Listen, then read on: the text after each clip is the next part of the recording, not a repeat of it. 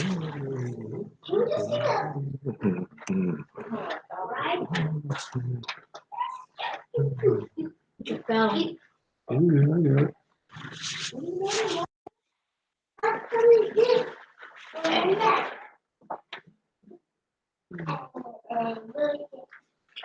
talking about the ride. What ride? On the show? On the internet? It's Friday night. What's going on, class? I'm here working for you. I'm working for you. Pray for me. We're gonna say a Thanksgiving prayer too.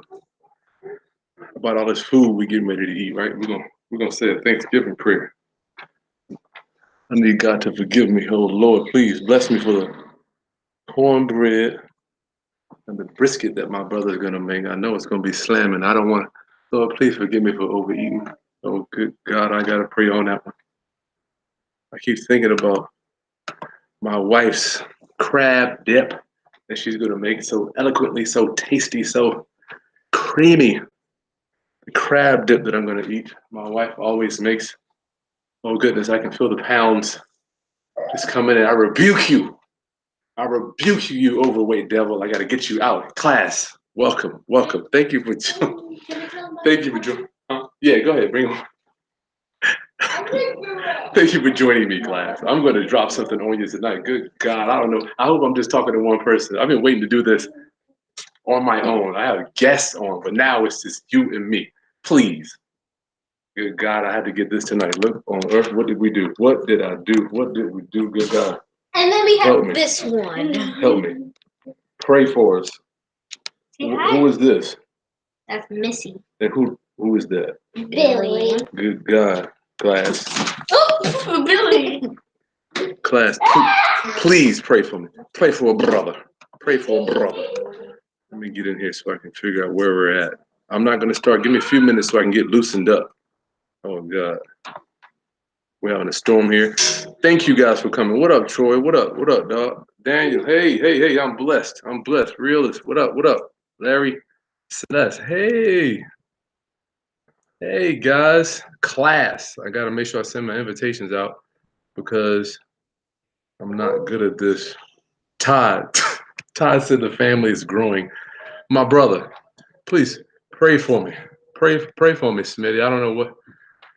As if we didn't have enough poop and pee to deal with on a daily basis. Now I got 2 times the poop, 2 times the pee coming out when a brother got a.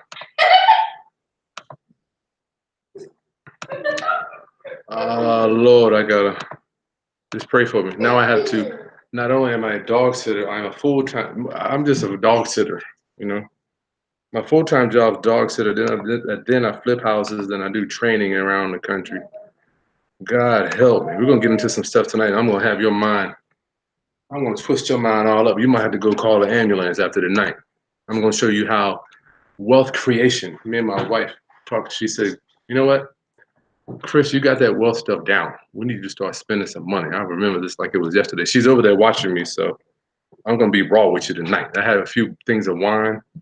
I got my coffee. I'm gonna get raw with you tonight, if you don't mind. If I'm talking to somebody, please. Good God, I hope I am. I don't know. All right, no time. Let me do this. I got to do this. Just give me a few minutes to get loosened up. I got to get loose. Please, if you got anything you want me to talk about, I'm going to cover. The first thing I'm covering is cash flow quadrant and why we get richer over time as opposed to people that trade hours for dollars by default cannot get rich, cannot stay wealthy over time. We're live. Come on over. I don't want to call it the rich get richer because I don't necessarily like that word rich. Rounduppers, my Roundup family. Let me send this over. Did the movie come up? Did the movie come up? Yeah. You know what? Just let me get loose, class. Save it for me. Just anything you want me to cover, I'm gonna go over it. I'm not gonna hold back. I'm not gonna hold back tonight. not gonna hold back. And matter of fact, let me throw this thing down because I don't even care how many people are watching. I'm gonna give it to you raw. Very total. All right, let's do this. Let's do this. Cash flow. Cash flow. I just want you to understand that welcome. My name is Chris Haskins. For those that don't know me, you're just getting introduced to me. What time we got? We got 1 hour. I got 1 hour with you. I'm gonna give you a special. Matter of fact, I'm gonna go ahead and drop it in the. Let me edit this. I'm gonna give you the link. You can download my full. Let me share this with you. I'm gonna give you my. Is this going on pause? Oh yeah, we're paused. All of you who are watching, I'm gonna give you an opportunity to download my full 11 audio training series, my negotiating audio training series. Let me go ahead and share it with you right now from the top. I very rarely even offer this for sale. I usually offer it for, let me share my screen. I've sold this one for $450 tonight. I'm going to offer it to you for a fraction. $97 is all I'm asking. You can have this. This is my full 11 Ninja Negotiating audio training series. You got 11 audios here. It's going to teach you how to master the secret techniques and cunning words that I use and other real estate investors have used that I have learned since 2004 to close the deal. Now, this covers how to buy at a discount. Number 2 is going to show you how to do owner financing. What I did was I took a audio recorder with me live into the homes of 11 sellers, motivated sellers, where I actually negotiated the deal. So you're going to hear me one-on-one, sticky kitchen situation negotiation. You're going to get that live, and I'm narrating it. I'm telling you why I'm saying certain things. So it goes all the way to CD number 7 has 2 days. I'm going to give you 11 CDs, and you can have this for. I'm basically giving it away. You can have it for $97 tonight. I gotta pay the bills. I got 300 videos for free. So tonight I'm gonna give it to you at a discount. I usually sell it for $450, and I use it. As a matter of fact, I don't even have it for sale right now. During this webinar, I'm gonna offer it for sale. Let me give you the link. It'll be in the description. Let me go ahead and edit that. I'm gonna give you the description. The link to download this audio is gonna be in the description. I'm gonna go ahead and put it in now. I didn't even have it in there. Sorry about that. Oh shoot, let me stop sharing my screen. Let me bring this in. In about 2 more minutes, I'm gonna start rolling, guys. We're gonna get rolling in here tonight. So this class is gonna be a monster. Yeah, you can get in. Come on, Bubba, you was already in the video. What are you talking about? No, until.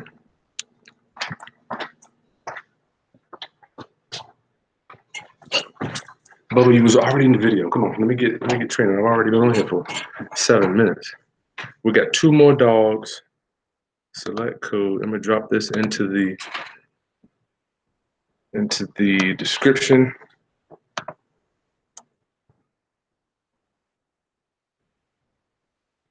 Save changes.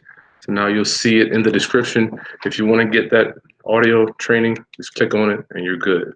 I'm getting my technology up so I don't have to email it to you anymore. You're going to click on it, and once you do your small investment, it will email it right to it'll take you right to the page where you can download all 11.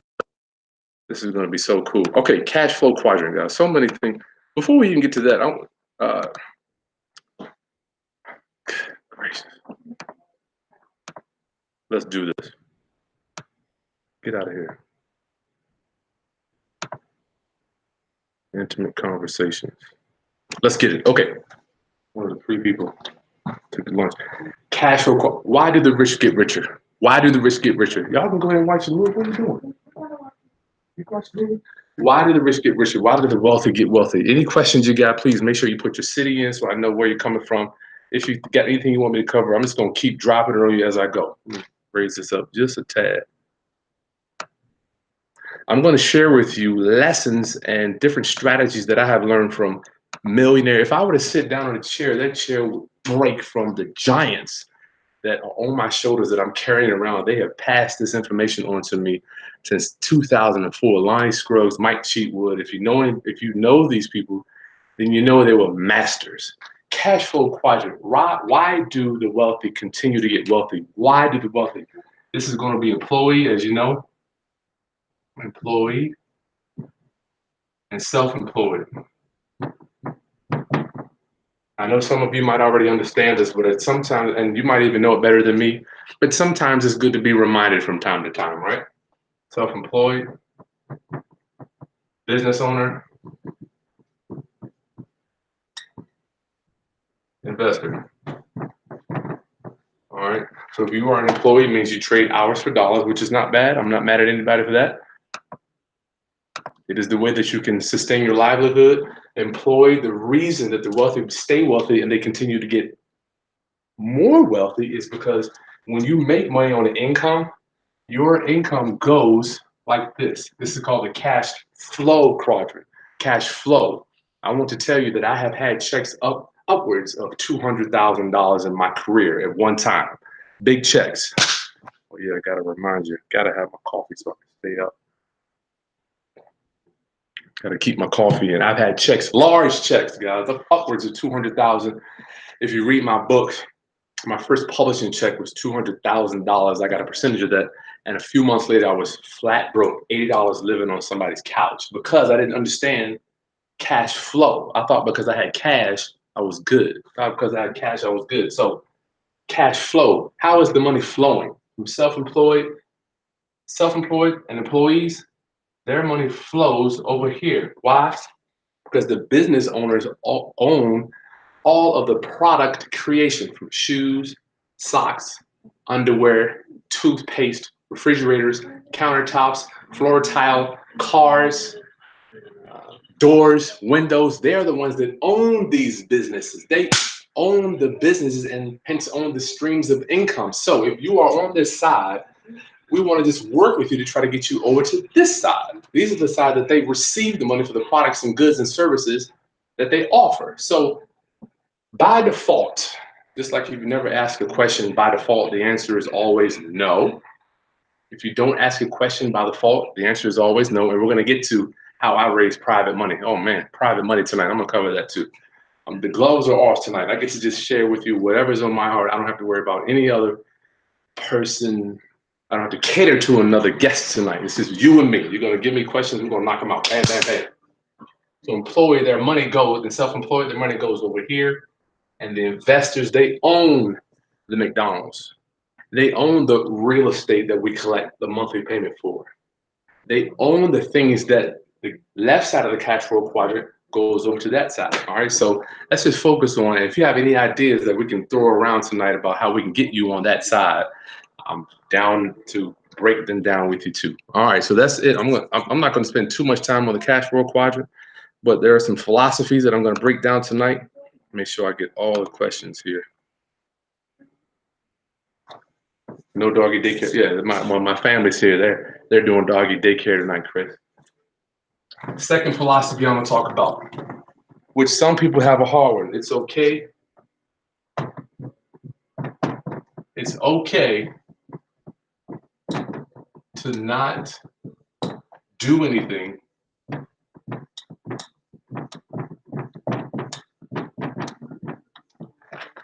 and still, oops, bear with my handwriting, and still get paid. It's okay. It is okay to not do anything and still get paid.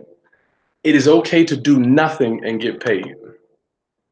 It is okay to do nothing. I struggle with this as a younger investor because a lot of us feel like we need to wake up, we need to be doing something, It's okay to not do anything and get paid. What do I mean by that? What do I mean by that? Well, passive income is lights. Show business is no joke. Like show business. It's okay to not do anything and get paid. I struggle with that one because I want to be working out, coming from, no one's born an entrepreneur or an investor, right? It's a concept you have to learn. It's counterintuitive because everybody as you're growing up, what do you want to be when you grow up, little Johnny? What do you want to be when you grow up? Little Joe, what do you want to be?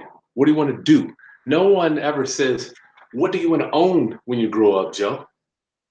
Where do you want to own when you grow up? It's almost like a foreign concept when we talk to our children, right? Not in my house. Not in my house. It's not a foreign concept. It's okay to not do anything. What do you think? What do you think at the first of the month that I do at the first of the month? We wait. We wait for all the tenants, all of the residents, in my case, tenant buyers, to pay for the service that I provide without doing anything.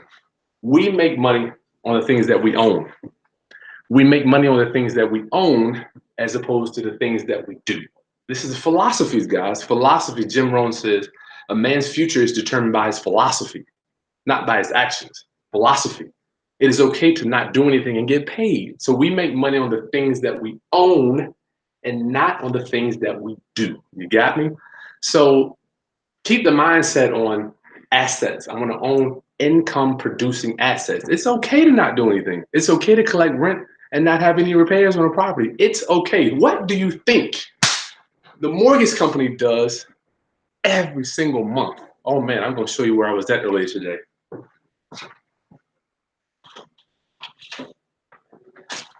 Good God, I'm going to show you where I was at earlier today. I got an opportunity to hang out with a bank inspector that he drives around and inspects hundreds and hundreds and hundreds of houses that are behind on payments. So I have, look at this.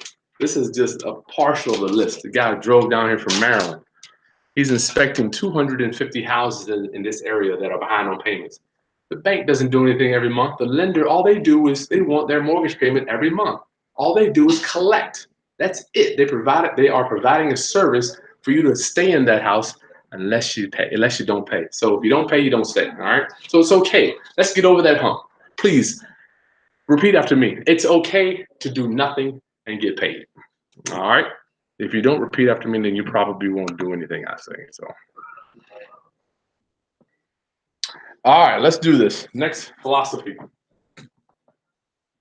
Next philosophy. Good gracious, I could just go all night. I call it arrow ups and arrow downs. Arrow ups. Let me do this. Arrow downs. If you have any questions, jot them in there. I'll answer them towards the end. Obviously, I can't get to them all as we're going, but throw the question in there. What up, Richard? And we'll get right in there. Realist. Arrow ups. I learned this from, well, I didn't learn it, but I was reinforced from my boy Scott Jelinek, right? Hold on one quick second. This thing is arrow ups and arrow downs. And this is just philosophies class, just philosophies. Let me do this.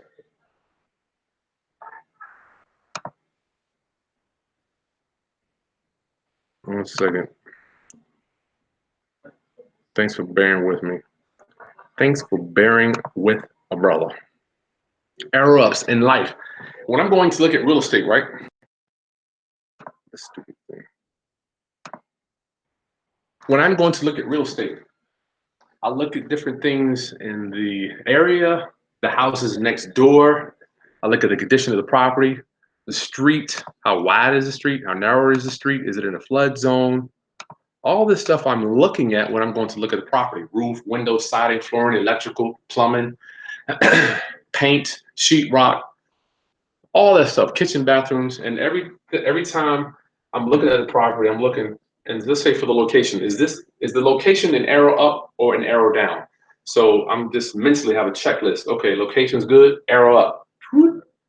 Location real crappy, arrow down. Right? Does it have any sizzle? Does it have a garage? Does it have 2 bathrooms where I don't have to add a bathroom? Does it already have updated electrical? So every time roof, does it have a good roof? Because it doesn't have to be new, right? If it doesn't, arrow down, arrow down. So at the end of my synopsis, when I'm looking at that property, I can determine whether, let me do this, sorry about that. Depending on how many arrow ups I get, is gonna make the house have more value, which means I won't have to do that much work on it. Same thing goes for the future, for your future. 40 years. I'm gonna go over that next. Your future is what you're doing. Is what you're doing an arrow up. Is what you're doing or an arrow down. The people you're hanging out with. When I'm hanging out with certain people, I'm like, man, shit. Is this an arrow up or an arrow down? Is this leading me to down the path that I want to be on? And I haven't had this perfected my entire life. I didn't learn this until I was about 35, 36. You got 3 minute, 30-minute, 3 hour, and 3 day friends you need to be around. Some people I can only be around 30 minutes. I'm like, you know what? After that, their philosophy just doesn't click with mine. Is what you're doing an arrow up or an arrow down? Reading books, going to training, meeting new people. I have an action plan that I want to meet somebody new at least once a week.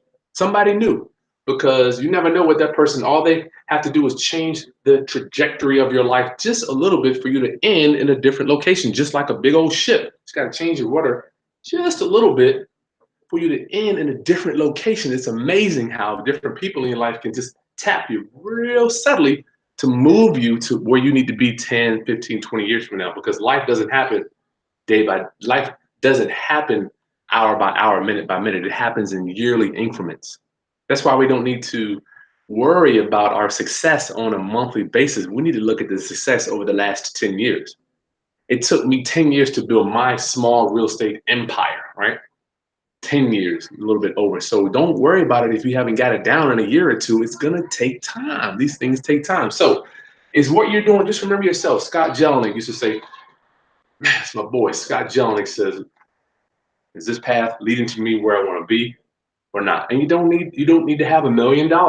The average person that I have met can sustain their life with $10,000 a month income. $10,000 a month should give you a comfortable life in most states in this country.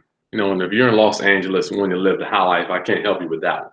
But $10,000 to $11,000 a month, you should be able to have a comfortable lifestyle. All right. So think about when you're doing stuff, when you're out there, is this an arrow up or an arrow down? All right. Just remember that.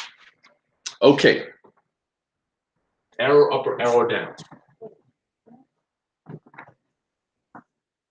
I was listening to my Jim Rohn. I got to drop this one on you. Good gracious. I got to drop this one on you. I'll go. One of the things that I struggle with that Jim Rohn teaches, one of the things I struggle with, let me bring it out.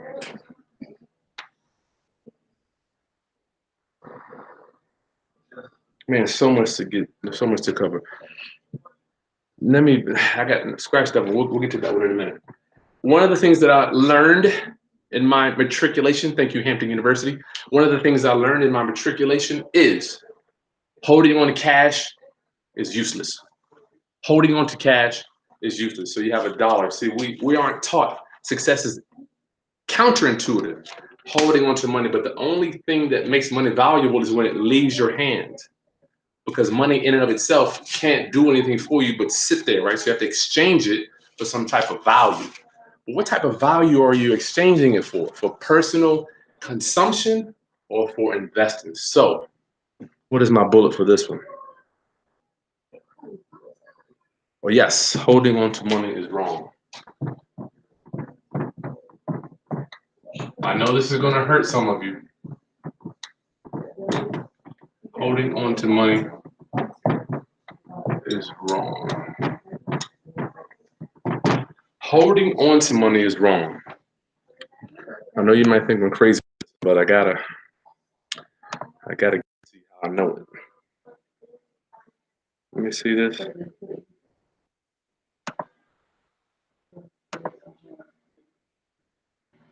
Am I doing something wrong? Anyway, we'll let it go. Holding on to money. What I learned is that when I exercised or had the discipline, when I exercised the discipline of taking the money that I earned and purchasing income producing assets, it was so hard. I remember when I took my first large chunk of money and just bought a house outright cash. I'm like, good God, I'm taking $30,000 as opposed to doing something with it that I would maybe enjoy, going on a vacation or buying something that I would like. And I know my wife didn't like it that much, but I promise you, she loves the income that comes into the bank each and every month. I know she loves it. Matter of fact, actually, the other day I said my brother was talking about spouses being married to entrepreneurs. I asked my wife, what is it like being married to an entrepreneur? Her prolific words were, you actually make money. You actually make money. So I'll get into that one on another training, but actually, it was just so prolific that I'm thinking, you actually made it. That word actually just kind of stung me. I thought about that all day. I wanted to share it with you. But spending money on houses is not a bad thing. Bosses, as Damon Dash would say, bosses keep money on the streets. We keep money on the streets. We don't hold on to it because the government gives us a break for putting money out there because we're creating jobs, right? Real estate investors are creating jobs for the loan officers, for our end buyers that are qualifying for new loans, realtors to go out there and make their realtor fees, not realtors. Where's my knife? Good God, I gotta cut my wrist.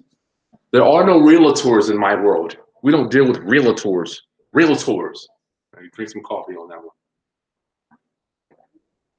I hope this is helping somebody. I just want to talk to one person tonight. We keep money on the street. So when I realized that holding on to money, when I first started creating my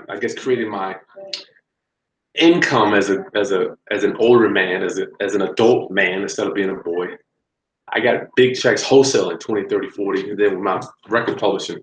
Is he peeing? Oh my Lord, help me.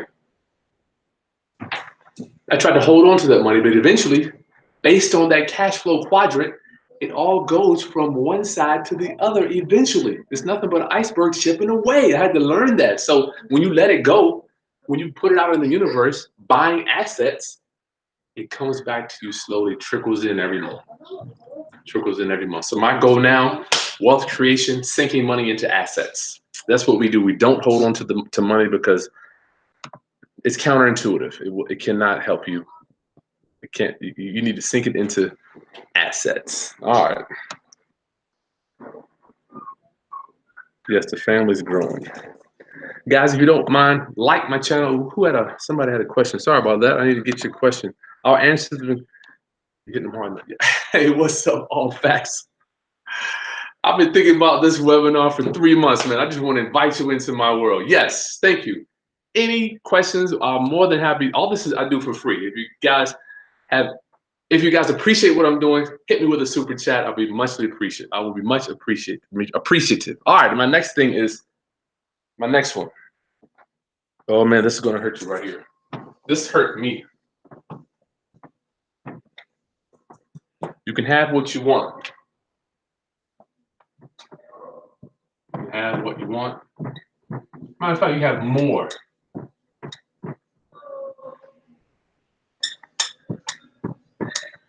When you become more. You can have more. This thanks to my boy. I gotta put a comma. You can have more, comma. Chris, thank you for that, brother. Thank you for the super chat, Chris. You can have more when you become more. You can have more. How do I close this out?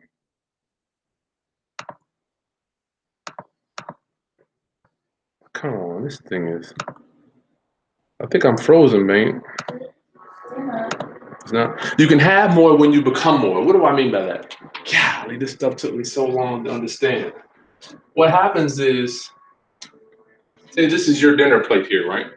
This is the philosophy. God, man, you're not born with this stuff. Say you got I'm not a steak eater, but let's say you got a piece of fish, right? You got a nice piece of fish sitting on here. Let me do a nice graphic.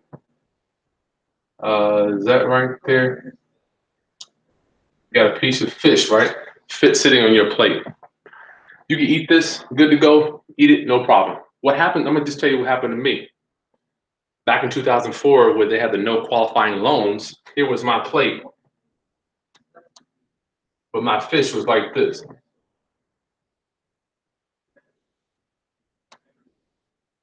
So what happened was my plate was not big enough to hold the fish that was on there. So I had 4 houses. I remember the first time I bought houses, I don't want to give you the whole story, but I bought a bunch of houses. I'm thinking I'm the man. I'm a big, bad real estate investor. I got all this debt, $400,000 in debt, buying these houses, no equity, no cash flow. And I was learning at the time from Troy Titus, that is now serving 30 years in jail. You got to watch out for who your mentors are. I thought Troy Titus was going to be a good mentor, an attorney from Virginia Beach. The strategy was in '04. Let me tell you this crazy. Buy a house, no cash flow. Buy a house, hold on to it for a year, and sell it and make 10, 20 grand. What type of craziness is that strategy? It's not a strategy. So I was buying all these houses. My fish that I was dealing with was too big for my plate. So what has to happen is you can have more when your plate, your knowledge, so I got the same size fish, right? Same size fish, but now my plate, I am better. How do I get that? How do I become better? Training, meeting new people, coaching and mentoring, mastermind. I'm going to be honest with you. People just pay me just to call me and bounce ideas off of me. And I'm not saying it's good, bad, better or worse, but I've seen a lot of come and go since 2004.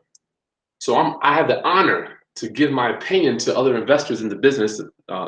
Also locally, they'll call me up, Chris, I'm doing ABC. What do you think about this? And I have people that I pay to bounce ideas off. I bought a house the other day. I said, what do you think about ABCD? I'm going to get to that too. The people, I had a nightmare today at one of my properties. We had to rip up all the flooring. I'll show you the pictures of what happened to me today so you can see that it's not all rosy. So you can have more when you become more. Your plate has to get bigger. You have to get bigger, better.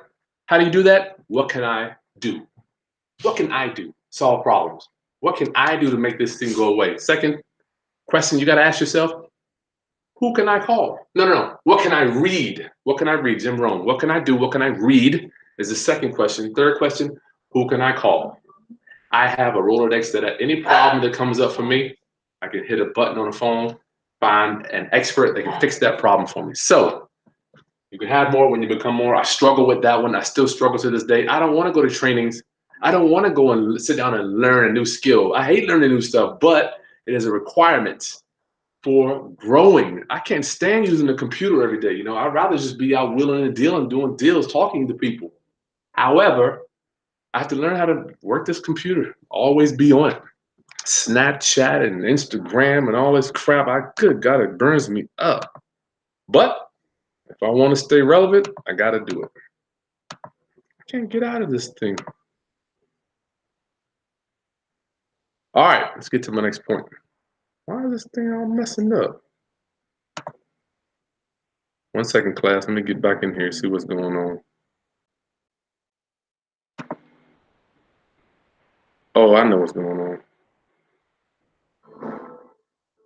Speak more on 30-minute friends. Okay, I can do that, Stan. Thank you for your support. Thank you for your support. This thing is just messed up. 30-minute friends. Okay, let's talk about that. Stan 219, 30-minute friends. Yes, if you want to drop something real quick, I'll get right on it. I didn't create this. Matter of fact, I'm going to tell you I got it from Tyler Perry. Tyler Perry talks about seasons. And what's so good about the creator of the universe, a season can be an entire life. A season doesn't have to be 4 months or 3 months or whatever it is. The season doesn't have to come around once a year. A season could be 4 years, 10 years, 40 years, an entire life, 2 generations. A season can be whatever the creator of the universe wants it to be. So just because we think, or our minuscule brains thinks that a season is a few months, a season can be whatever the master wants it to be. The great man that walked the planet 2,000 years ago, explained a season can be whatever. So 30-minute friends. I've got 3 minute, 30-minute, 3 hour, 3 days. Let's talk about my 3 minute. We got different philosophies. I can have fun with them for a few things, exchange pleasantries. They go to their job, they work full time.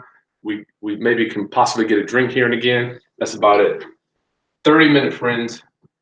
I do get to hang out with them from time to time. Stan 219. Let me get a better pen. This pen is drying up. Thank you for your support, Stan. I do all this for free. Good gracious.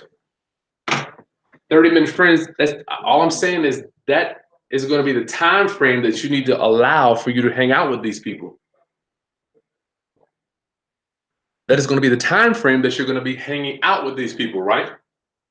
So when you're with them, I'm gonna just tell you, I got certain friends that watch a lot of TV. You know, certain shows. They're like, I gotta catch my next show. I gotta catch this show. What did you think about the news? I'm like, I can't take it in. Once I find out what they're doing, I catch up on their history, their past history, what they're doing in the present,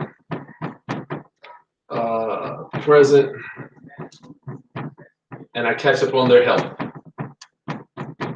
As long as I got all that stuff good on my 30-minute peoples or 30-minute folks, you know, no disrespect. Dan Kennedy says, set a timer. You'll be surprised when you set a timer on things. Set a timer for that 30 minutes, move on to the next, you know. And it's nothing personal. 3-hour friends, I'm telling you, I got several 3-hour friends. Ron Brown, Mark Parker, these guys, when I hang out with them, they are stretching my brain. Mark Parker is a new contractor that I met recently, maybe about a year ago. The man is building 6 houses at a time. And the most I've ever done at one time has been renovate 5 houses. And he's building 6 houses. Just imagine the debt he's carrying. The brother had 3 closings left.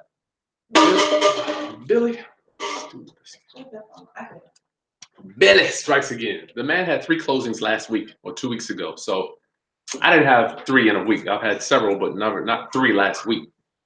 So 3-hour friends, from whenever I can, I'm taking Mark to lunch with these. I'm taking him to lunch. I'm asking him if I can just come ride on his car. Matter of fact, today I told you about that inspector that I hung out with. New guy, I just met him. Let me tell you how I met him. I tried to take this dude to coffee. I gave him some tickets to the Hampton Jazz Festival, Mark, and both of them, Mark and Ron. I gave them because I want these 3-hour friends to know that I appreciate them. Friends / business associates. In 3 days, they're going to be your lifelong friends. Like my boy Danny Newmark lives in San Francisco. I can go out there, stay in his house. You know, business is secondary. We grew up together, so we share life stories, and so that's going to be a 3-day friends. And it doesn't have to be about business. I hope that helped you, Stan. You got to keep that in mind when you're hanging out with people. You don't want to. You got to keep people in. You got, you know, I hate to say this, but you got to categorize it because you don't want that to. Now I'm an amateur at the good book. I'm an amateur at the good book. I'm an amateur, but it's not even biblical.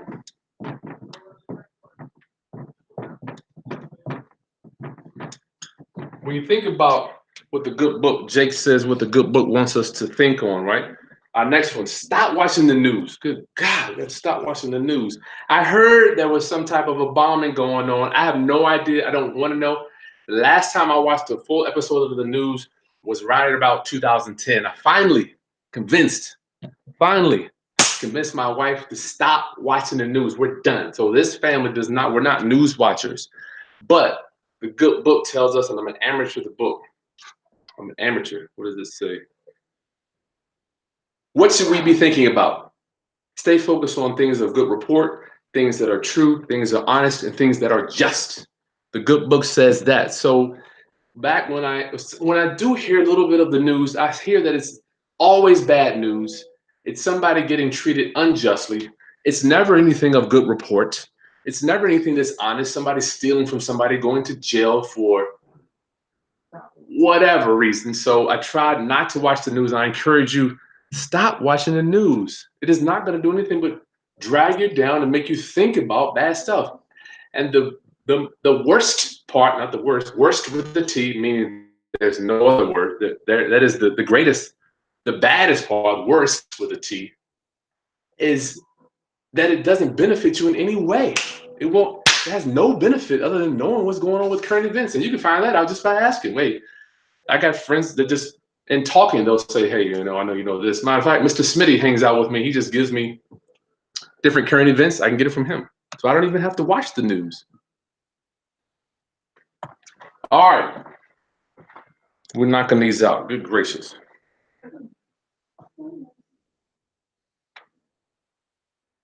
This is a good one. Oh, Lord. My goal. Any questions? Let me see. Wholesale, just getting ready to start. Okay. I like to do things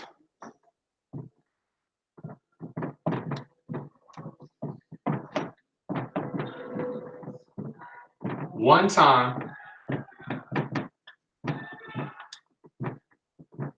and getting paid over and over. I have focused, I have dedicated my life to figuring out how to do things. Did I do that right? Bear with me, guys. This writing on this board is a lot harder than you think. It's a lot, it's a lot harder. It's a lot harder. Don't forget, my negotiating. Let's talk about some negotiating. So I'm gonna drop some negotiating strategies on you for real estate. Doing things one time and getting paid. Damn, I forgot. Getting paid. It's hard writing on this board. Good gracious. Doing things. Yes, I was vice president of Trig many moons ago. Doing things one time and getting paid over and over again, just like music publishing. Music publishing is one of my favorite things. We did that one song with 50 Cent, The Wankster. What up, Jay Praise? We got paid over and over again. I remember one time he sent me a text message. The check was $96,000.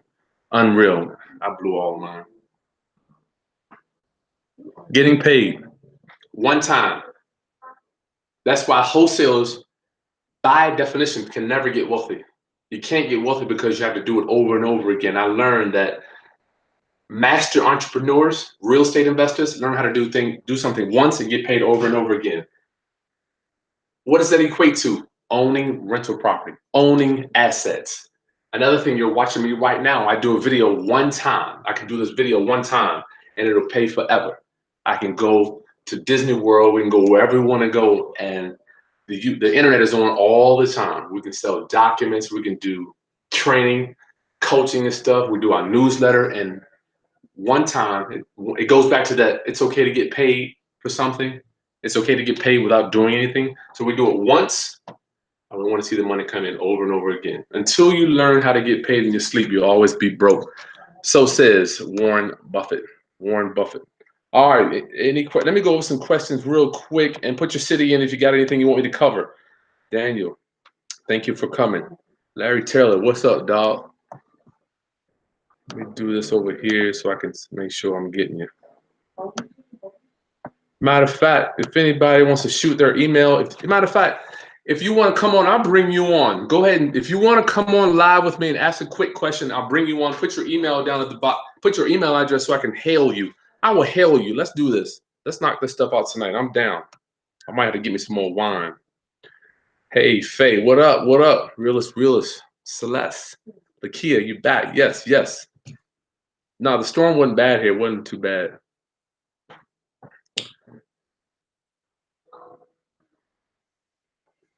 Talk about how off-the-grid income can transition into property ownership, please. Also, FHA loans. Yeah, I don't do conventional realist. I do not do conventional real estate. I do not go to the bank. I do not get my knees dirty from praying that banks are going to give me loans. I do not turn in tax returns to get loans. I don't even care what my credit score is when I go buy a house. And I don't even fill out an application to the bank. I live in a property that we bought, no bank qualifying, very little money down. These dogs are very little money down. I didn't turn in tax returns, credit report, none of that crap. We don't live in that world, realist. I'm sorry, man. I was taught by some masters not to live in that world. Let me do this. I'm gonna get into some oh yeah, your IRA. We got to get around taxing. Oh yeah. Email me if you have any questions. I'm gonna be interviewing my accountant on Monday at 11 o'clock. If you got any questions you want me to drop on my accountant, just email them to Chris Buys Houses at Gmail. Oops. I'm going to interview my accountant on Monday, Chris Buys Houses at gmail.com. And negotiating. I'm going to get into some negotiating. Good gracious. I'm going to give you some negotiating. I'm going to give you some negotiating strategies tonight, too. I'm not going to the club. It's raining outside. Not that I would be going anyway. But I'm glad you take the time. You could have been anywhere in the world, but you're hanging out with me tonight. Put your email in there if you want me to hail you, and we'll bring you in. You can drop some knowledge on me. Self-directed.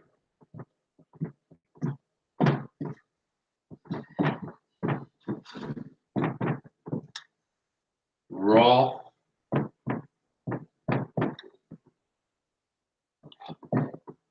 IRA.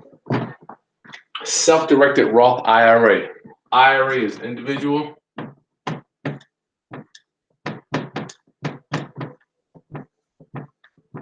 Retirement.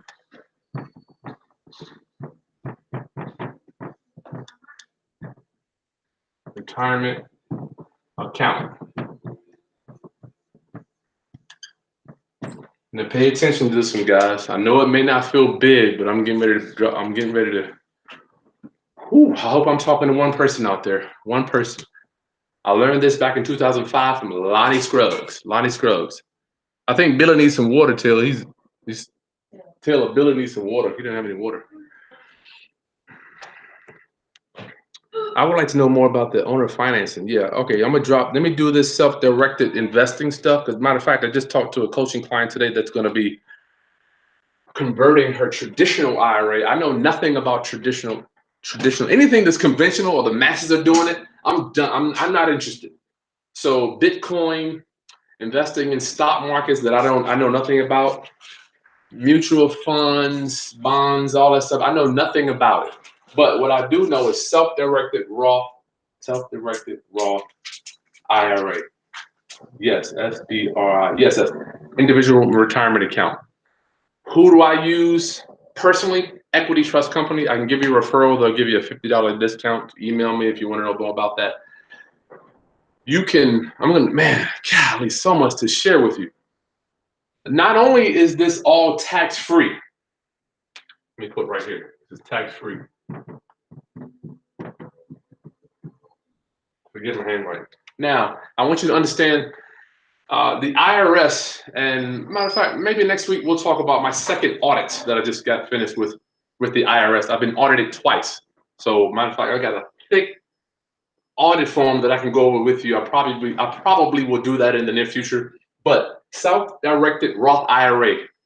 I remember the first time my wife said, "You know what, Chris? Go ahead, I want to invest with you too." I had known her, been married to her for maybe 4 years before she finally bought into this strategy. Lonnie Scruggs taught me this back in 2005. He said, "Chris, this self-directed Roth IRA should be illegal." And when he said that, when a rich white man tells you something, you better at least listen to it. He said, "Let me pull your collar to this, player. Let me pull your collar to this." And Lonnie, I used to take him to lunch all the time. If anybody's out there knows Lonnie Scruggs, Silver Diner, back in the early 2000s was his place to go eat breakfast and lunch. Lonnie, RIP. Miss you, brother. Okay, self-directed Roth IRA. The Roth IRA, what we don't want to do is do contributions. The IRS looks at income in several different ways. You can do a deal or a transaction in one way, and they'll say it's taxed at 30%, and you can do a deal another way, and it will have no taxes. The good thing about make sure you get that. I'm getting ready to erase that. Ann Arbor, good gracious. I know it's freezing up there. You know, I lived in the D for a while. Self-directed Roth IRA. I'll leave that up just in case somebody comes on. So here's your IRA, right? It's nothing but a bucket. This is where you have to have some money in here to start. I started my IRA out with $2,000. Now I'm buying and selling houses. I'm loaning money out of it to other investors and business owners. We borrow from other people's IRAs. Matter of fact, several people have contacted me over the past few months. We are converting people's traditional IRAs and paying them 6 to 9% interest rate. All right, we got a super chat just came in. What you got here? I gotta stop and pause and answer my people that are supporting me. Oh, Krista, you just support me. Praise God. Thank you. Thank you. Thank you. That is so nice. Thank you. Thank you. Thank you. God bless you. I'm out here I'm working, guys. I'm working. Okay. This is nothing but a bucket. Here's your IRA, your self-directed Roth IRA. When I started, I had $2,000, right? I met with a coaching client the other day, and she's watching. I asked her how much is in her IRA. She said, I don't know. I'm not planning on retiring anytime soon. Oh God, that made my stomach hurt. You gotta at least be aware. I so wish, is that right? I so wish I was more forward thinking in my younger age. I didn't get forward thinking until about 35, 36, 37. It took me 20 years to get this stuff, guys. I'm giving it to you tonight from somebody that's probably close to the same age as you. Your self-directed Roth IRA, you started off with the minimum, I think, is $500. And I can, if you want to email me, I'll tell you who I use, Equity Trust Company. So I'm going to tell you, you can wholesale in your IRA. All you real estate investors, you can wholesale, you can loan money, you can own real estate, all 100% tax-free, 100% tax-free. How do we, let's start off with wholesaling. Does everybody, anybody real quick, I'm going to drop to the bottom. If you don't understand what wholesaling is, I'll break it down. I'll give you 30 seconds. But I want to show you how we wholesale in our IRA tax-free. If you don't understand what wholesaling is, I'll break that down. But if everybody's got wholesaling, I'm going to skip over that. Everybody understands wholesaling? Yes, Our Lives United, Equity Trust Company. Okay, everybody understands wholesaling. You got that. You got that. All right. So you can wholesale just like you, when you are getting a contract, wholesaling is nothing but getting the contract, right? Flipping the contract to another buyer. Who's to say that the owner of this contract can't be your IRA? So how do we wholesale? What do? We take the earnest money deposit. From what Equity Trust tells me is to make it $100 because $100 smells or has the sensibility to close 5 wholesale. Good. Okay, you ready to graduate? Okay, Chris. If you're wholesaling to yourself, you need to do at least. I'm going to show you how you can put money in your IRA tax free and just do a percentage of it. We're going to break that down too. Good gracious, Chris. I'm going to give you. Good Lord. That's worth the price of admission right there, bro. All right, so you can say if you get a contract, right, as opposed to putting your company name on it, you can put your IRA on the contract, and their IRA writes a check to the seller for that the earnest money, the EMD, $100, and then you wholesale that contract for $5,000. All that money comes back into your IRA, 100% tax free. Now, a lot of you are gonna say, well, yes. No, you can't. It might be a little loud. No, you can't spend the money. Am I too loud? I can come down. No, you can't spend the money in your IRA. No, your IRA is for retirement and wealth creation. But a lot of people are going to say, Chris, I need the money. I don't want to put the money in my IRA when I need the money. All right, so let's say you got this, right? Let me erase this. Billy. As opposed to, let me do this. So let's do something. Well, I don't want to call it. They call it co-investing, equity trust. And I'm an amateur. I'm not an expert in IRAs, so you make sure you talk to Equity Trust about this or whoever. They call it co-investing, as opposed to say, here's your contract, right? This is your contract. The circle represents your contract that just got a property. Just got a house under contract. Here's your contract. What you can do is you can do 50% IRA, 50%. Is that thunder?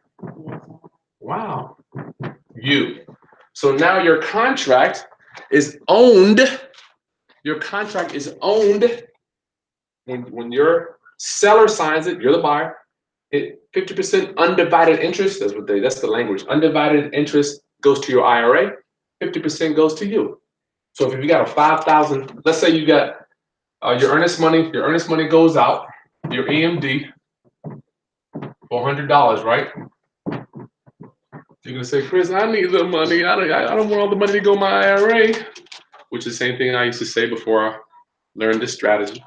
So when you submit your contract to the title company or to the attorney, you've got $50 coming out of your IRA to the title company, and you've got $50 coming from you. So you're gonna request $50 from your IRA and $50 from you. You take that earnest money in.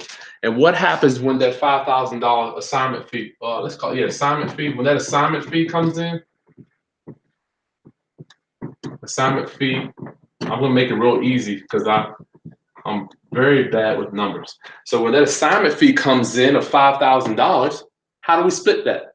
How do we split that? Exactly the same here. So that assignment fee, you have $50, that $100 earnest money, because we're doing $100 earnest money all the time, right? When that assignment of $5,000 comes in, the profit, not contribution, is $2,500.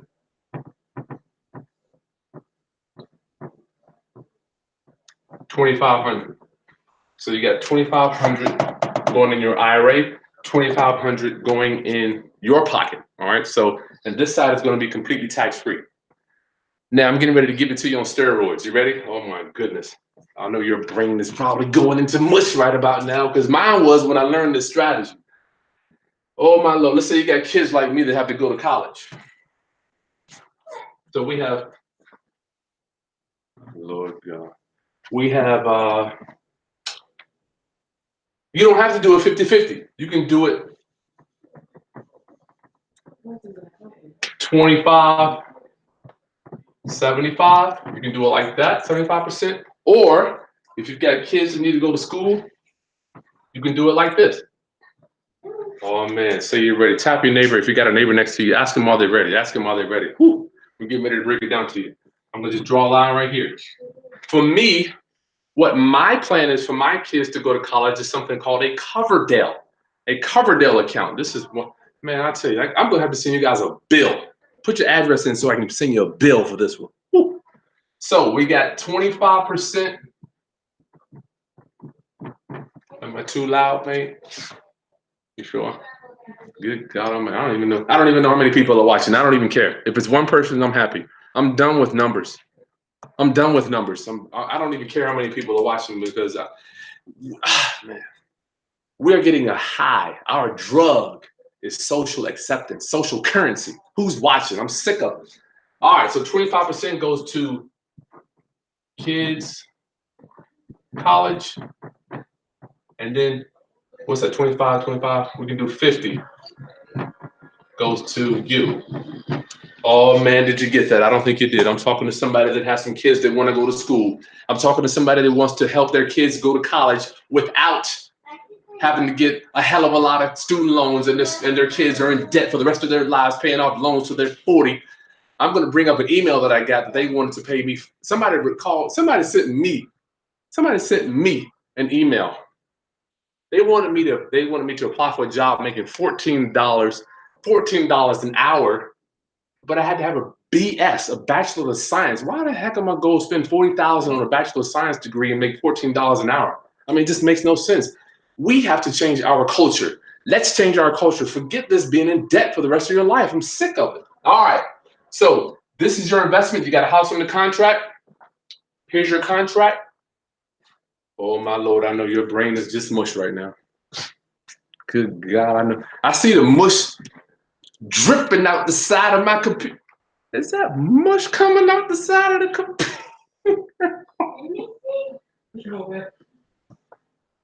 Hey, Bubba, look at this mush coming out the side of my computer. Yeah, right. The brains are turning into mush. When? I gotta take a break. Where? Look at the mush. Where? Good God, I know. I'm just gonna keep. Where? I don't know who I'm talking to. Look out, y'all. I don't see anything. I see mush. Their brains aren't even. You're not even ready. Okay, let's do it. Let's keep going. Ooh, I'm up in your brain doing like I'm doing karate, or my boy does Wing Chun up in your brain. I need to start charging for these. Okay, here's your investment here, your contract.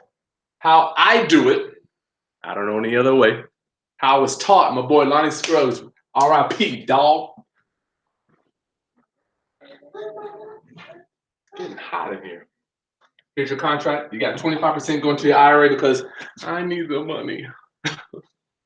25% going to your kids' Coverdale, because that's what we do.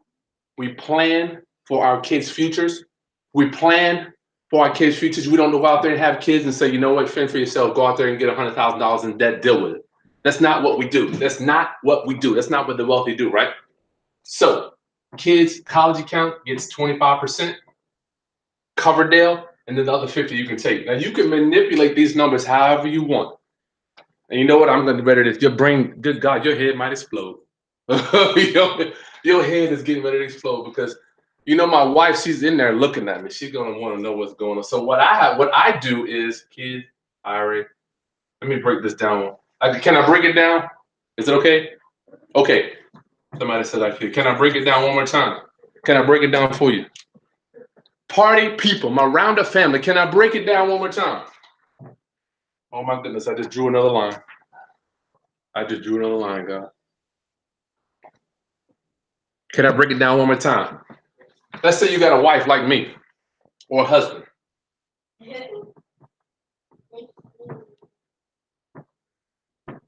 Oh my Lord, I don't know what to do about all this. You,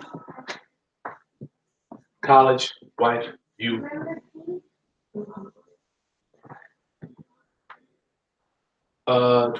Yeah. This is how mine look. 25%. Damn, this thing is hard to write. It's hard to write. I'm trying to give it to you raw. I'm trying to give it to you. 25%.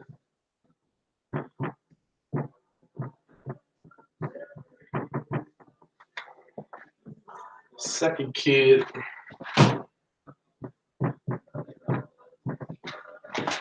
Second kid college. So we got 25%. 25% first kid college. This is what mine look like on my wholesale deals. What is that cup you're drinking? Oh, I gotta get my coffee. Oh, this is not my licks. You think I'm drinking my licks? My licks is right here. My licks is right here, but this is my coffee. I gotta keep my coffee. I'm getting my up and down. Yeah, this is just my coffee. All right, I gotta get my coffee. So this is how mine look. So if you got a wife like me, I'm blessed to have a beautiful wife, which let me show you what, I gotta bring this in for you. Sometimes we have to keep it. We have to keep it spicy. I got this for my wife today. Class. I got this for my wife today. I'm just want to encourage you, if you're married, stay married. Forget this divorce crap. Try to stay married if you can. If you can work it out. So once in a while, I bring flowers home. I hadn't brought flowers home in a while. So I just went out and got flowers arbitrarily because I wanted to see a smile on my wife's face, even though I didn't know we were getting a dog today. So maybe that would have been a better smile. And it wasn't on my agenda. That smile wasn't on my agenda. The dog smile, but we do what we must, right? All right. Happy wife. You know the rest. It's show business. I'm burning. Okay.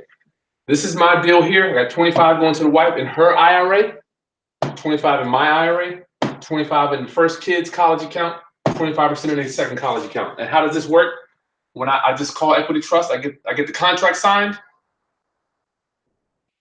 Equity Trust mails 3 checks in, $25 each for that $100 earnest money. And I bring in $25 to the title company, and the title company holds that whole $100. They deposit it into the escrow account, and then when we sell it for that same $5,000, it just gets broken up into $1,200 each. $1,200. Oh, $1,250. Is that right? $1,250. Yeah.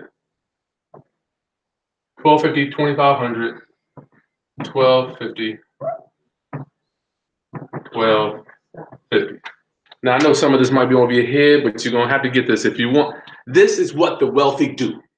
I got coaching clients that ask me, should I do this? Should I do that? I'm like, look, I know what the wealthy do because I've been trained by Cheapwood and Scruggs. I know what they do. Now, whether you want to do it or not, that's on you. That's on you. Now, all this here is not 100% tax-free, Chris. Yours is still taxed. But these over here, and let me explain to you how fast tax-free investing, because this is not contributions. Contributions are taxed. Contributions are taxed. This is considered growth. We cannot touch it. We cannot touch this money. We cannot touch this money until we turn, I don't know, 60. And I'm gonna take it a step further. I'm gonna take it a step further. Ron Grant says we never touch it. We pass it on to our legacy and let them use it. You know, if you really want to get deep, very sobering, you pass away leaving that, what do they call it? Endowment for your family. So, you know, that's a little deeper level, it's 57, a little deeper level of understanding or asset planning. So just imagine a world where you get to be born with $100,000 tax-free money from the previous generation. I mean, wouldn't that set you up for a nice future? Hopefully you wouldn't spend it all, or you wouldn't buy consumable goods. Growth is not taxed. That's why we don't do contributions. I've made one contribution to my IRA. Hopefully I'm not, you know, it hasn't happened yet. I'm prayerful that the IRS won't consider my IRA a business. Equity Trust says you can do 2 to 8 transactions a year and without being considered a business. So I stay under that. Let's do this. Let me see if I got any other questions. Let me get a quick question real fast. So, or you can show this, I don't care. Put your email here if you got any questions. Don't forget I'm offering my negotiating audio during this webinar only. During this webinar only. You can get my negotiating audio for a dirt cheap price. I'm letting you have it for 97 bucks. It's 11 audios. Let's get to some negotiating. I'm gonna drop some negotiating strategies that I use, some one-liners that I use to get great deals. Here's my negotiating audio for you, 11 CDs. Well, forgive me, I'm old. It's not CDs, it's downloads now. You're gonna get it instantly as soon as you do the small investment. Do the small investment, you'll get the entire negotiating audio training series. All right, it's gonna walk you step by step through subject 2. It's gonna walk you through lease options, owner financing, how to buy at a discount. You're gonna literally hear me talk to sellers live in their homes, and I'm narrating it as I ask them about different things and why do they need the money and all that stuff. So let's do this. My next point I wanted to go over, man, it is pouring here.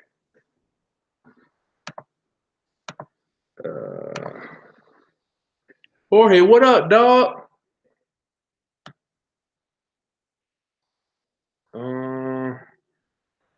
Man, I don't even know how to get.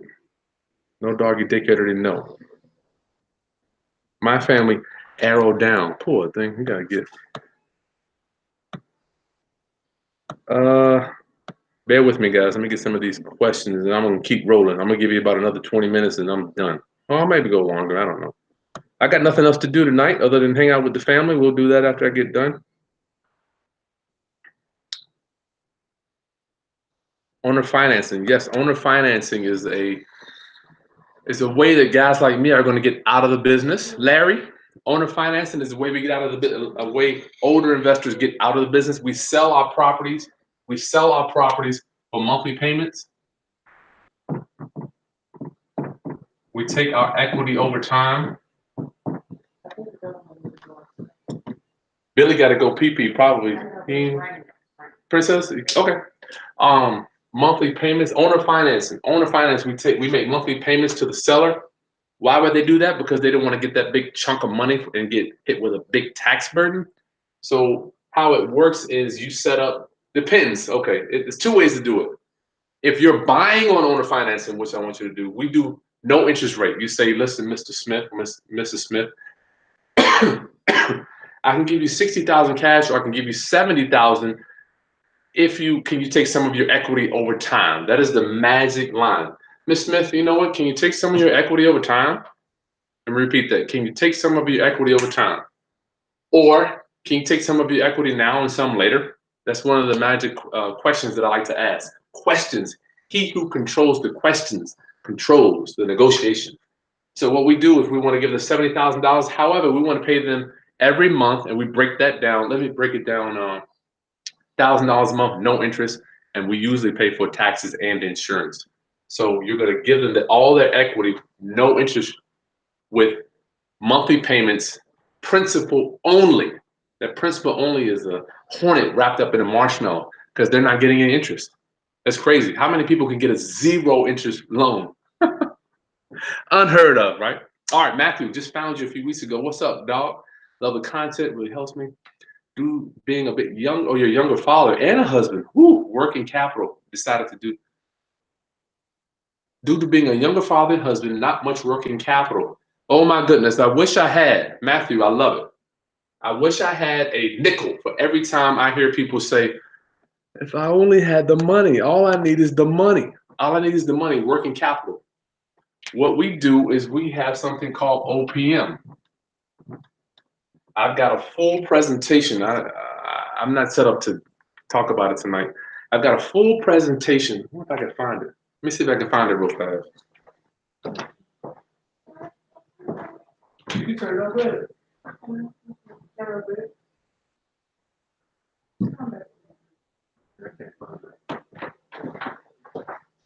My wife says I should come back to that later. OPM, other people's money. I don't want you, if you're new, I don't want you using OPM, but this is how we build a real estate empire. Matthew, stop worrying about having the money to buy, brother. If I had a nickel for every time I heard, oh, I'm just waiting to get the money to get started. I'm waiting to do this. I'm waiting to do that. I'm waiting to do that. Jim Rohn says the people that are in the gym look like they don't need to be in the gym. That's why they're in there.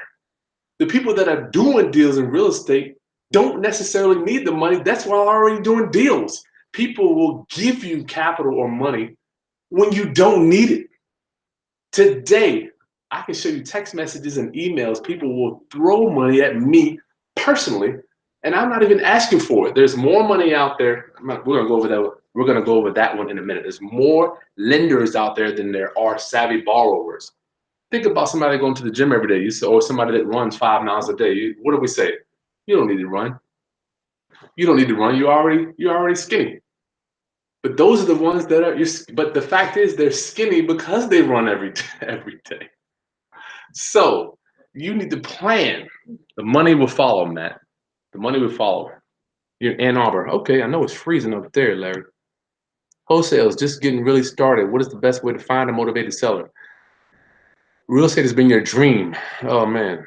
Well, I got to tell you, motivated sellers, they are everywhere, but pre-foreclosures, like I was telling you before, my favorite is pre-foreclosures, where the foreclosure is in 2 weeks. We go in, we negotiate right with the seller, but it's not for everybody.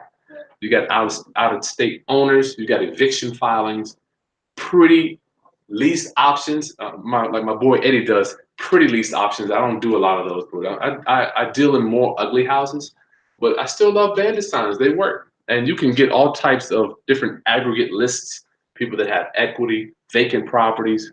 I mean, if you want to hear some more about that stuff, I can help you with that. Waterford City, North Dakota. Good God. Owning income. That's right, Chris. Owning income is better than earned income. Owning income. Does fix and flip or buy and rent work best for you? Forever Noble. Forever Noble. Does fix and flip work best for you? Okay, Forever Noble, I am a full-time real estate entrepreneur. I have several streams of income when it comes to real estate.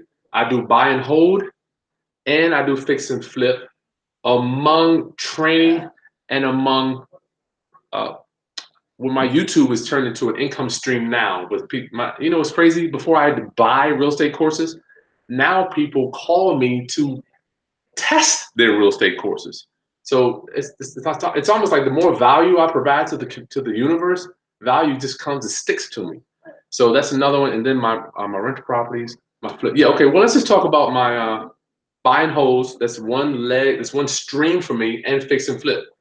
So I do both. Forever Noble. I do both. But don't forget, I've been in the business since 2004, so I've kind of got an understanding of how it all works. So I would recommend for you, pick one that you want to do. Don't try to be all things to all people. It's gonna get your butt in trouble. A Beezer. I don't know what info. Arrow up, arrow down. Yes. Any questions you got for my accountant, put them in there for Monday.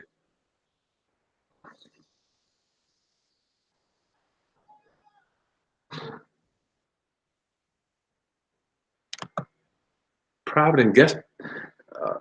You have private investors willing to finance the property today, but you're having a hard time finding a starting spot.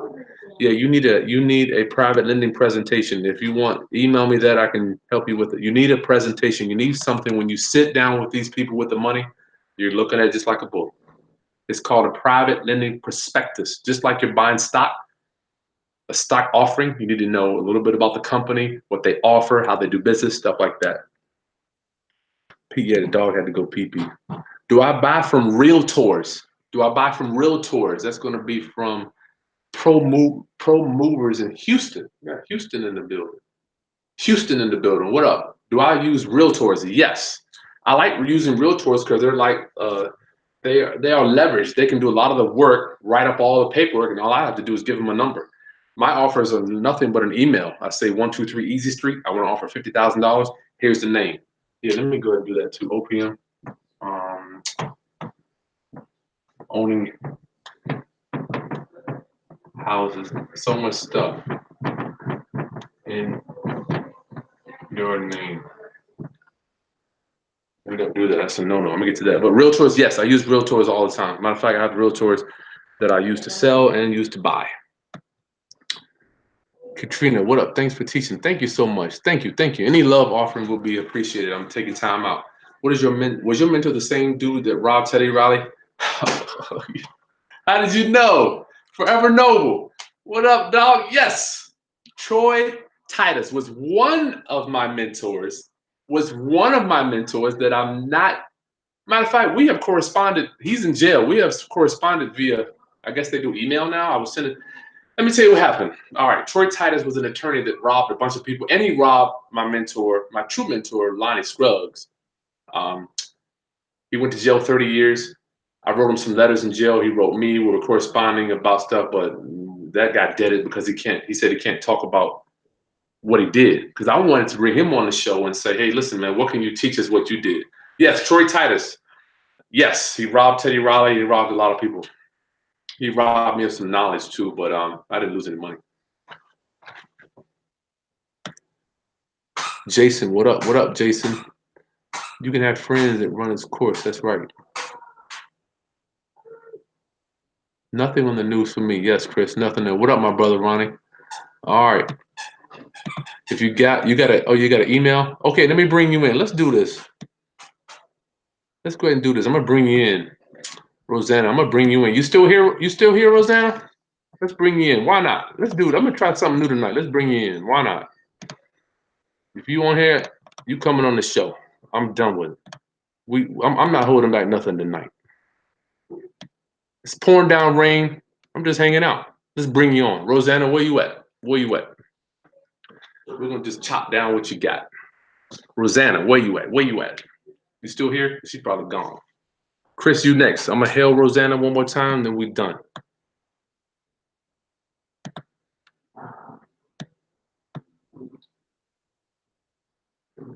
Rosanna, I'm gonna hail you one more time, then we're done.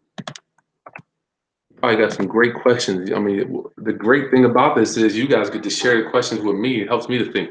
While I'm waiting for Rosanna, we don't own houses in our name. Stop putting houses in your name. What do we use? Land trust. Land trust. What is a land trust? Nothing but black ink on white paper. Nothing but black ink on white paper. I need to hire somebody to moderate this thing. Rosanna's probably gone. She's checked out. Chris, let's see what you got. Let's bring you in, dog. Let's bring in Chris. This is fun. Maybe we'll add this to the thing on Eddie on Wednesdays. This is really cool. If you want to come on, you got something you want to drop on me, if you got something you want to discuss, some numbers we want to break down, let's do it. Chris, I'm gonna go ahead and hail you. I'm hailing you now, dog. I'm hailing you now. That's right, Rosanna. You have to obey. My best friend lives in San Francisco. Jorge, when's the next walkthrough? I'm going to be doing one. Hopefully, well, I didn't want to bring you in. Let me show you real fast what I had to deal with today when I went to see my property. The floors are gone. The flooring is completely gone. I'm going to bring my Gmail up. Let me close that out. Let me do this. Let me do that. Chris, I'm trying to hail you. Where you at? Did it come? No, I didn't show. Well, anyway, yeah, Jorge, I'm gonna do another walkthrough, hopefully within the next 2 weeks, brother. I'm gonna hopefully do it live so you can see all the problems I had. How do you increase your credit? SS, how do you increase your credit if nothing is in your name? Improving your credit isn't something that's necessarily for you. SS, I don't live in the credit world, brother. Don't forget, guys, like my content so I can get optimized and share this information throughout the universe, throughout our communities. SS, I don't deal in the credit world. I'm not saying it's not good or bad. I just don't live in that world. I chose not to live in the credit world because I have been foreclosed on. Let me tell you, I had a lender, right? They renewed my loan. I knew it was a renewable loan after 7 years. I had to go back in there and turn in all my financials. And when I turned that in, they said, you know what, Chris, we don't like you anymore. We're going to call this note. So they've ended up foreclosing on me because they didn't like the way my financials looked the 7th year. So dealing with credit and all that stuff, it hasn't been my forte. Chris, I'm going to hail you one more time, then I'm going to keep moving. If anybody wants to come on, I'm going to bring you on. We can talk about a deal you got. We can break down the numbers. Let's see. Chevrolet, let's bring you in. Chevrolet Green, let's bring you in. Let's see. Okay, Tanya, yeah, you want to know what formula do we use? It's a good question. I'm glad you asked. Chevrolet, I'm going to bring you in real quick. Chevrolet, I'm going to bring you in. Let's see if you're still there.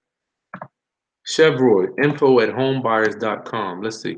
Chevrolet, let's bring you in, bro. This is turning out really good. I'm glad you guys had an opportunity to hang out with me tonight.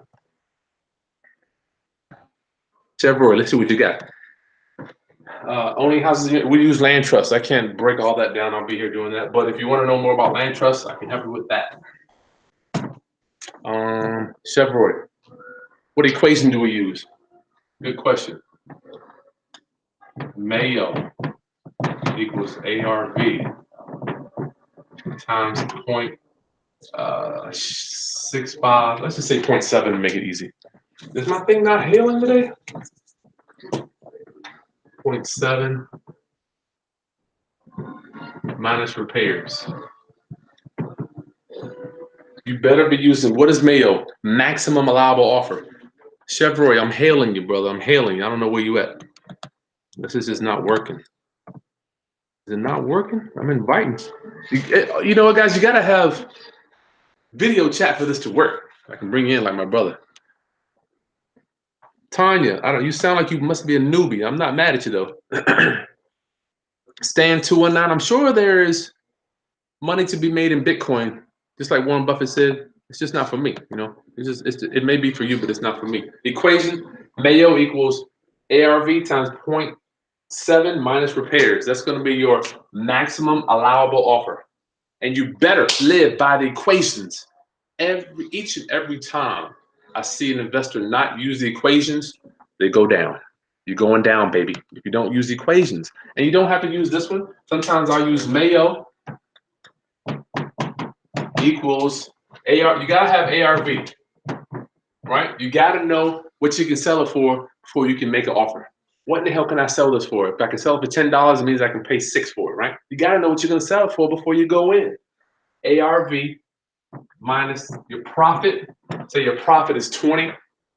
If you want to make 20,000 minus your repairs, it's 40. This is just generally speaking. This is just what one of my deals look like. I want to make 20,000 profit. And before you guys think that's a lot of money, when I'm talking to a seller, and let's get to some negotiation. You're gonna love that. When I'm talking to a seller, I tell them, Miss Smith, I'm gonna make 20,000. That's all I'm gonna make. And if they think it's a big number, I break it down for them. I say, Miss Smith, sometimes these deals take me 6 to 12 months. So let's just say the average is 9 months, right? That's only $2,000 a month, you know. Or if I say a year, that's only like $1,500 a month. That's not a lot of money when you're in one of these houses. Making 20,000 is not a big number. So we got maximum allowable offer equals ARV, after repair value, what it's worth, what you can sell it for, minus your profit, minus your repairs, minus your hard costs, cost to sell, cost to sell. You gotta remember this. This is the booger that's gonna eat you. The booger that's gonna eat you is cost to sell, class. Good gosh. Woo. Cost to sell. Cost to sell equal realtor fees. Realtor fees, not realtor, not realtor. Oh my goodness, where's my knife? I gotta cut my throat. If I ever hear realtor again, I'm sick of it. No more realtors, we're done. Realtors. Realtor fees, your buyers, closing costs, we're paying 3%. Oh, realtor fees is 6%. Buyers closing costs is 3%. This is cost to sell. This is just 20,000. You can't forget, it cost me 20,000. If you're looking at HGTV and you think that these people are making all this money and paying $10,000 to sell a house, it cost me $20,000 to sell a $150,000 house. It cost me $20,000. So this HGTV crap, don't believe it. Cost to sell, then you got interest on the money. This is all right here. The cost to sell. Tanya, I'm breaking this down for you. Tanya. Interest is going to be another, let's say, 8,000. Then you got, holding costs, maintenance, taxes, insurance adds up to about $20,000. So this is the equation that I like to use sometimes. My maximum allowable offer, what I make to buy the house, ARV minus my profit, 20K, minus my repairs, minus my hard costs. It allows me to pay a little bit more than the 70, but it still works out to be about $20,000. Yes, you can use your Roth IRA for real estate. Yes, yes, yes, yes. David Foster, want to bring you in? Would I recommend a HELOC if available as a down payment for cost for a flip? David, I'm gonna bring you in if you got something you want to cover, brother. Make sure you got your video on. I've been hailing people. Y'all just not have a video on?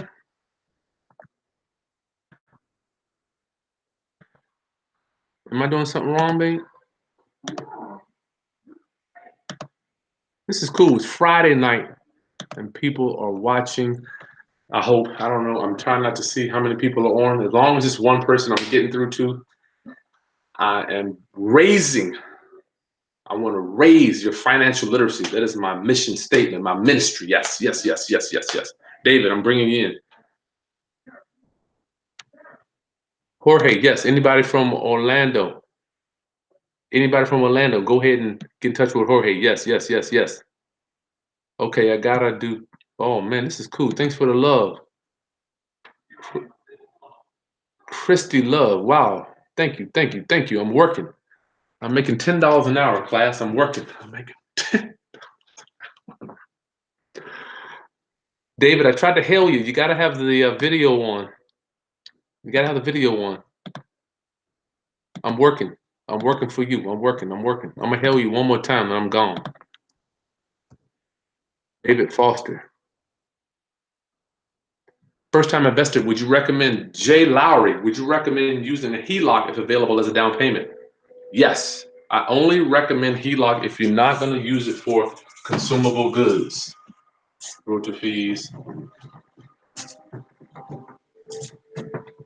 Only if you're not going to use it for consumable goods.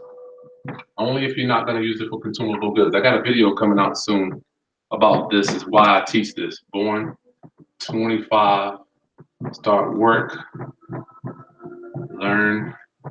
This is the life that I don't want you to live. This is why I do this, my passion. Christy Love 9, thank you for supporting me. $10 an hour I'm making. Anybody else? I'll take a love offering. Thank you so much. God bless you. You're born at 0, right? We learn here from 0 to 25. This is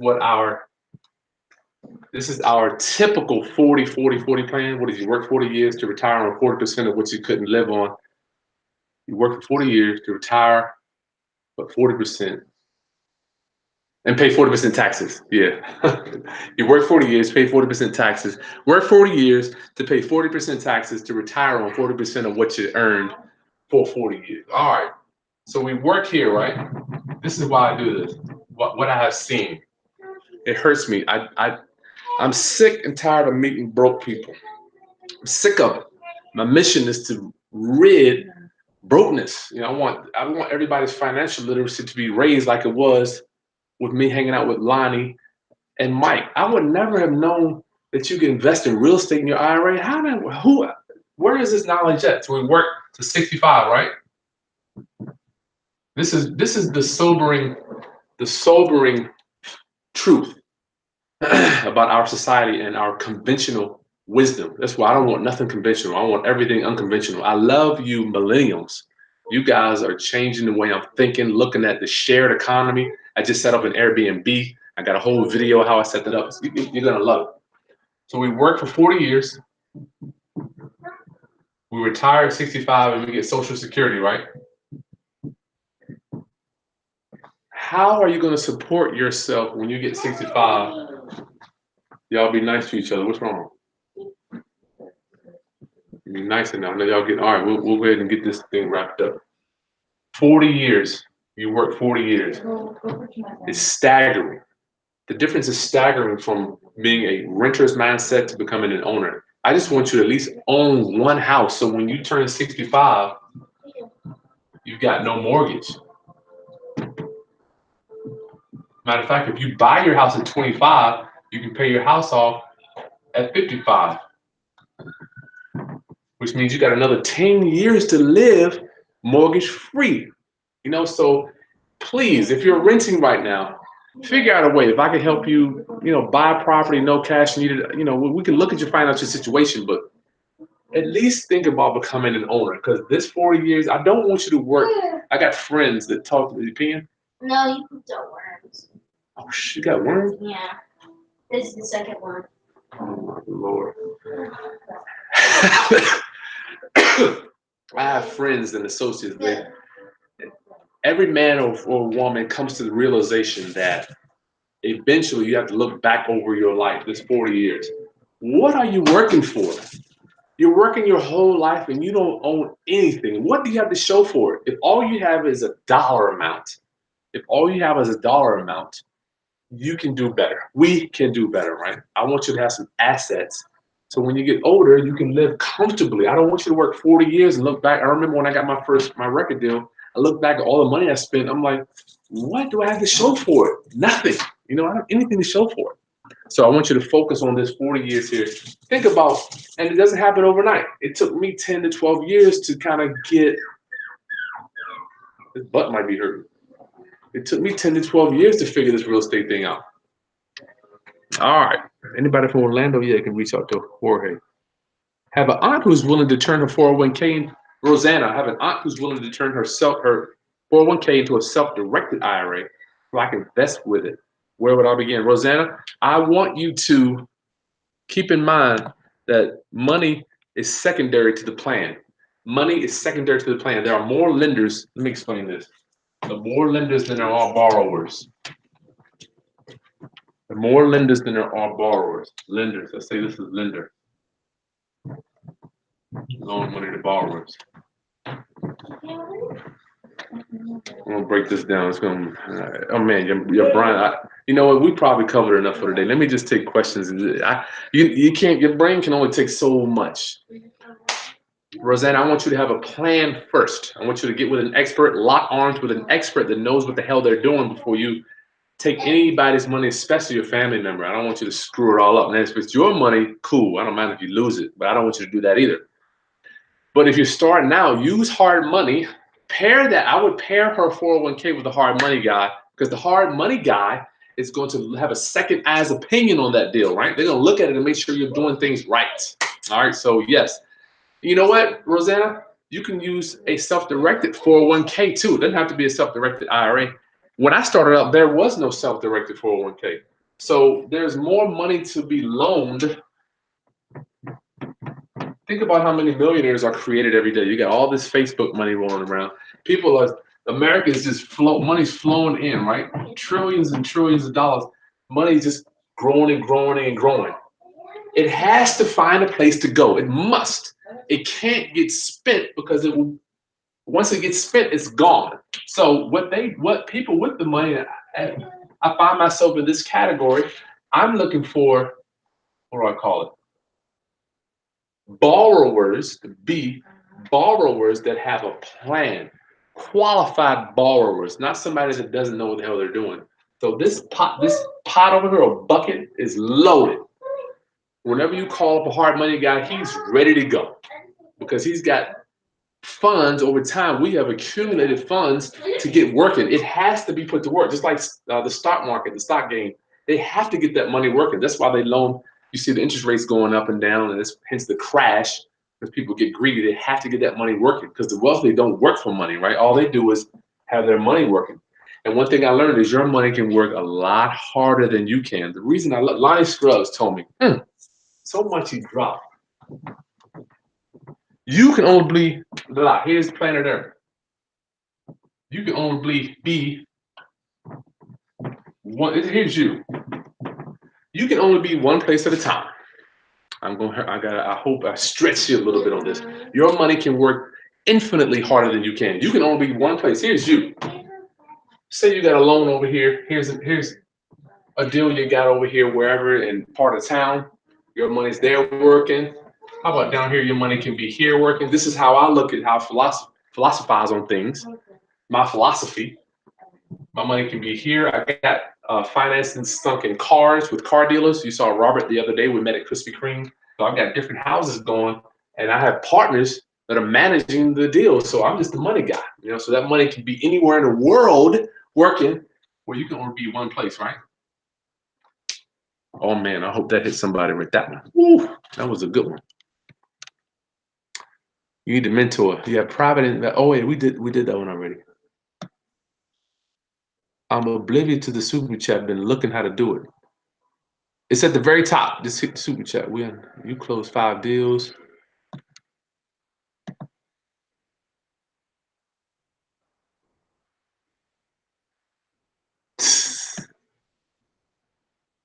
Chris, I'm helping you. Praise God. Is it collecting interest in the IRA? Our loves united. Is it collecting interest in the IRA? No. Let me tell you one of the reasons I did my IRA. One of the reasons I opened up my IRA. I opened up my IRA because every year the minimum to hold that money there, I believe it used to be $250. Now the minimum that they charge you. Let me get this out of here. I don't want to know how many people is here. I don't even want to know. I just want to keep going. Am I two? You got it? Yeah, the movie's over already? Yeah. Man, that was short. Okay. When you open up a self-directed Roth IRA,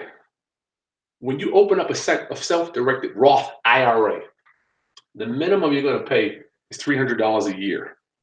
It's so weird. And I'm at the point now I'm paying $1,500 a year just to hold the capital, just to hold the principal. I've got $1,500 a year just in holding fees, just to hold the money. I mean, I cannot believe this is me. So to hold $300 a year is the fees for IRA account. Now, what I didn't want to do, when I first opened my IRA, I put $2,000 in, right? I said, my thinking was, at the time I didn't know it was a philosophy, but I was like, if I put money in here, there's $300 a year, I've got only a few years until it's all gone. These fees, they force you to do business. So if you don't do anything in 3 years, you lost $900. So opening up, the reason who was that said it? Our lives united. Having a self-directed Roth IRA, it forces you to do business. Forces you. They don't pay any interest. All they do is hold the money. That's it. And you pay these fees, and the more capital you have in there, these fees go up. I think my yearly fees. Do you remember what they are, baby? Is it $450 or $550? I think it's like $450 we pay a year just to hold the money, period. They don't pay you nothing. All they do is give you the access to be able to go in and out IRA to a deal. They are called a custodian. They are IRA and 401k custodians. All right, that's all they do. These fees will put a little fire up under your butt to take action. I had a friend of mine opened up an IRA recently, and he came in with doing business with me very quickly. All right, it's not yet no interest. You don't get any interest. Stop worrying about other people. You got to go create your interest. Pablo the Foggy, thank you. Dropping gems, thank you. Beezer, what's up? Where's my coffee? I think I'm out of coffee. Any other questions? Oh my god. Tax free, yes. Look at the bottom. Oh my god. 400 year, yeah, Chris, they do have a 400-year head start. Pay your legacy first, yes. Yeah, Chris, we're working on that subject to class. So it's Our Lives United. So instead of using your LLC, you use the IRA. Yes, you're getting it. So here's your contract. The buyer is your IRA, and remember we broke it down. You can flip this thing percentages 90-10, 80-20, 70-30, 75-25. You can flip it all different types of ways so it makes sense for you. Yes, and you can make it even deeper. How we do it is we don't put the name on it. We put the trust is on there, and the trust. Because remember, we never put anything. We don't even put contracts in our name. I don't want nothing in my name. The trust is the buyer, and then you chop that trust up however you want it. I mean, it's so deep. It can keep going. Ted, Doc, I'm a truck driver. Are the title companies open so I could close on a house Saturdays? Ted, Doc, that's a good question, brother. Let me tell you, Ted, as I'm matriculating this business, I'm learning so much. You need access to something called a mobile notary. A mobile notary. I'm gonna give you one real quick. I'm gonna give you a jewel here. Go to 123notary.com. 123notary.com. I think I'm gonna hit my wine on this one. 123notary.com. The title company can give all the closing docs to your mobile notary. They can show up wherever in the world. I've had mobile notaries go to California, North Carolina, Florida, South Carolina, Texas. They're in every city, in every state. So the title company will email the docs or FedEx the docs to the mobile notary. They will meet you wherever, even if it's on the side of the road, because you've got the cell phone to the mobile notary. They'll come right there and meet you wherever you're at. Please don't worry about that. Saturdays, yeah, they're closed on Saturdays, but they'll still get the docs to you. Robel Cautisa, when the market tanks, how do you think it will affect wholesaling? I don't care, Robel. When the market tanks, how will it affect wholesaling? I don't care if the market is going up, down, left, right, forwards, backwards, or even sideways. You can make money in real estate, my brother. I have been there. I've survived the crash. I am blessed, but I'm not unique. I'm not better or worse, good or bad. But yes, wholesaling is always going to be there. Cash buyers like me, we're just like a stay-at-home mom that loves a smoking deal, right? They're going to go to Walmart, get the cheapest price. Or nowadays, they just go to Amazon and get the cheapest price, right? Because cash buyers are just sharks looking for the deal. Big Young, so do you use your own money? Yes, I consider myself an owner, and the more capital I put out in assets means the more that passive income is going to come into me. So my goal now, and at this stage of my life, my focus is paying off mortgages. I want to get off these mortgages so I can get my passive income. Me and my family, we want to go to Africa. Yeah, I want to take everybody over to Africa is our goal. Yes, I do put money in the deal. What do I do? Catherine, what up? Where does the hail go? It went to your Chris, that email that I sent you, Chris. No, I tried to hail you a couple times. Some reason it's not hailing out. You sent me that email. I sent it out. If you don't have, oh, it might have to be. It might have to be Gmail. I'm sorry, guys. I'm sorry, class. Lakia, this is a great question. Lakia, it was a pleasure meeting you. I'm glad you finally got those documents that I sent you. That was a little rough. I messed that all up, but we got you the documents and we're good. How do you wholesale a tenant occupied property? How do you wholesale a tenant occupied property? Let's get into some negotiating. Then tenant occupied property, I'm gonna tell you, not hard to do, but you gotta be skillful and tactful. Money and tenant. Back when I was doing a bunch of wholesales, I'm not heavy in the wholesale category because wholesale is where you accumulate capital. Holding is where you manage capital. Let me repeat that. Wholesaling helps you to accumulate some capital. But the secret to winning the Monopoly game, you can't sell anything. No one ever beat Monopoly by selling the stuff. So once you wholesale for several years, then you have to hold on to some stuff, right? You have to, or you're going to always be wholesaling.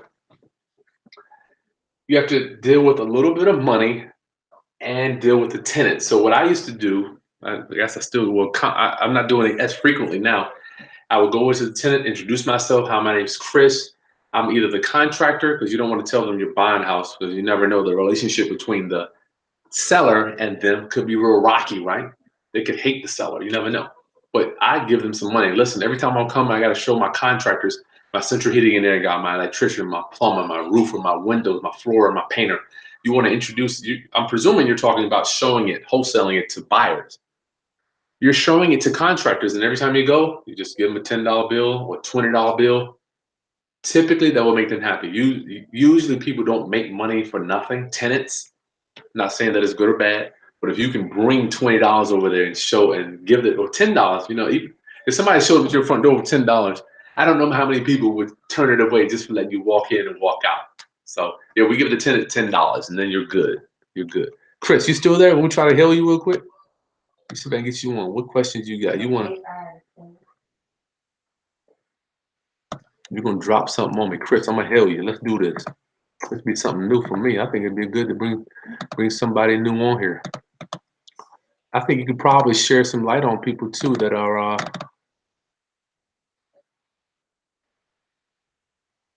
you can probably help. Why won't this thing work?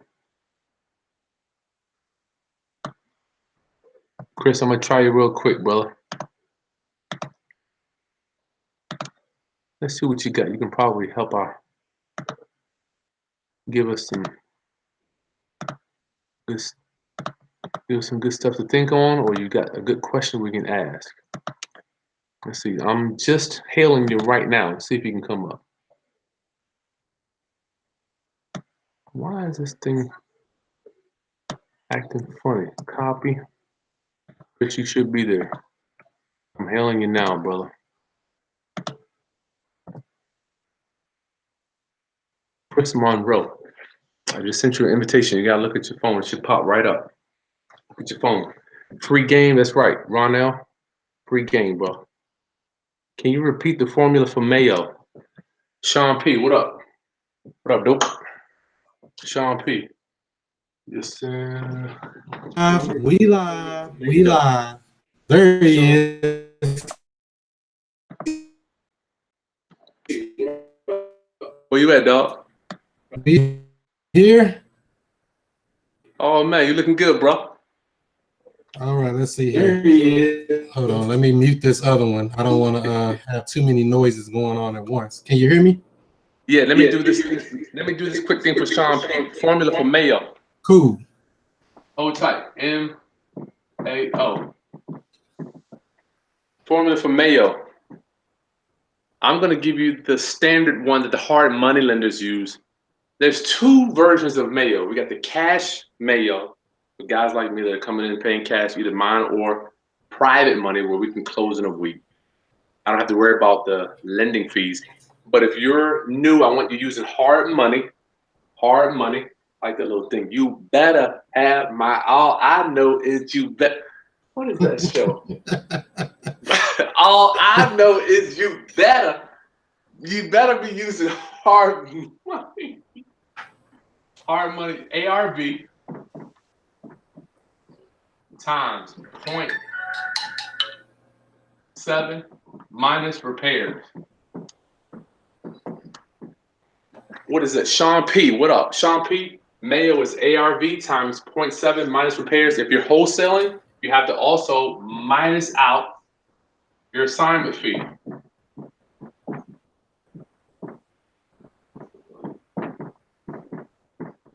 Now that's if you're wholesaling, you know, but if you're cash, if Sean P, I don't know if you're wholesaling or you missed it looking for the paper. Sean, if you're buying it, if you're cash, if you don't have to use, this is the hard money. This is all they're going to do. The hard money guys, this is how they do it. If you're paying cash, this is for your hard money. Cash offer or private money, Mayo. It's going to be ARV. And ARV, remember, it's after repair value. You got to know what you're selling it for. You got to know your exit strategy before you can go in. ARV minus your profit, 20K, minus repairs, 40K, minus hard costs. We got a house full of dogs. So we got Mayo's ARV minus, this is your profit, minus repairs, minus fees. These are holding fees, realtor fees, buyers, closing cost fees, seller, you, the closing cost fees, interest on the money, taxes to hold the property, insurance, maintenance, utilities, upkeep, stuff that goes wrong. That adds up to $20,000 on $150,000. I'm telling you, you're paying $20,000. Don't believe that HGTV crap. You're gonna pay that. Chris, let's do this, man. How you doing, bro? What up? Coming in all the way from the STL St. Louis on the map. What's going on, Chris? St. Louis, that is so cool. That's so cool. Yeah, it ain't as cold as it is there probably, but you know, it's kind of rainy, same stuff. What is it on your wall there? Oh, that's just a little backdrop for when I used to do my radio show. You got a radio show? No, I don't do it anymore. I used to have a radio show. I'm out here trying to get some of that big money, man, some of that generational wealth, some of that real estate money. Radio is fun, but it don't pay enough for, you know, it's nice, but, you know, got to cut the check. Now, you talking about conventional radio or this new YouTube radio where people got shows making thousands of dollars a day? Yeah, I'm talking about new YouTube shows where you're streaming on Periscope, Facebook Live, YouTube Live. You got your own personal products. I got private label products and stuff that I sell, but, you know, all of that was all connected with my radio show. But I still sell a lot of that stuff anyway, so. That's cool, man. Chris, what you got? You got some real estate you want to drop, or you got something else on business-wise? Real estate. I'm working on a deal right now, and okay. I'm trying to figure out if it's possible to convert this deal. Let me give you a little backstory. It's basically a wholesale deal that I got under contract for $100,000. I found a buyer the second day, got it locked up for $125,000. So I got a $25K assignment pending, but it's been in escrow for like 45 days. They got title issues, and the seller's starting to get a little weary. Like, man, you know, I really want to be out of this house. She's basically moved out, and she's got like maybe a $500 mortgage that she's got to pay. So I'm trying to figure if, you know, if this thing keeps taking longer and the buyer starts getting worried and the seller starts getting worried, is it a way to convert this deal over to where it's a subject to? Or just redo it all together, something to get her out of this mortgage, because she wants to be out of this house. And we already got her out. The deal's done. It's just pending in escrow right now. And it's $25K, man. I'm ready to cash out. I can see, is that drool coming down the side of your mouth? A little bit. It's a little bit. Hold on. Let me get it off. And it's been 45 days. We're supposed to close this bad boy. Sir, have you mentally spent any of that money, sir? No, I have not. I've closed 4 deals waiting on that deal. and still got 3 in escrow about to close in the next 2 weeks. So, I mean, you know, luckily you got multiple things going, but I understand what you say. Stack that money up so you can get into the, you know, the long-term holds and stuff like that. Okay, first let's talk about title. Let's talk about title. For our viewers that may or may not know, I'm sure there are some people watching that know more than me, Chris, but it's good to be reminded from time to time. For our viewers, what is title? Well, I guess you would call it the deed, really. And the problem really with this title, it's not a husband and wife, but it's I guess a couple. They bought the house together, but they were not married. So when the male died, he basically had like some miscellaneous debts, like the Department of Motor Vehicle and, you know, medical bills, maybe $2,500 in miscellaneous debts. And I'm like, I'll pay those debts. I'll take, you know, the 23 or the 22 and a half or whatever, if that's what it takes. But the way it's going with the title company is just lingering on and on and on. And we're going into another month now, coming up into what, November. She's getting ready to have to pay that $500 and something. Now, the area this house is in is, you know, I think this place could rent for, you know, $1,200 or more, you know, easily. So like I said, with that $500 a month payment, you know, this is kind of a funky deal, and I'm really not advanced enough to structure it right. And so that's why I try to call him the expert, Mr. Chris Haskins.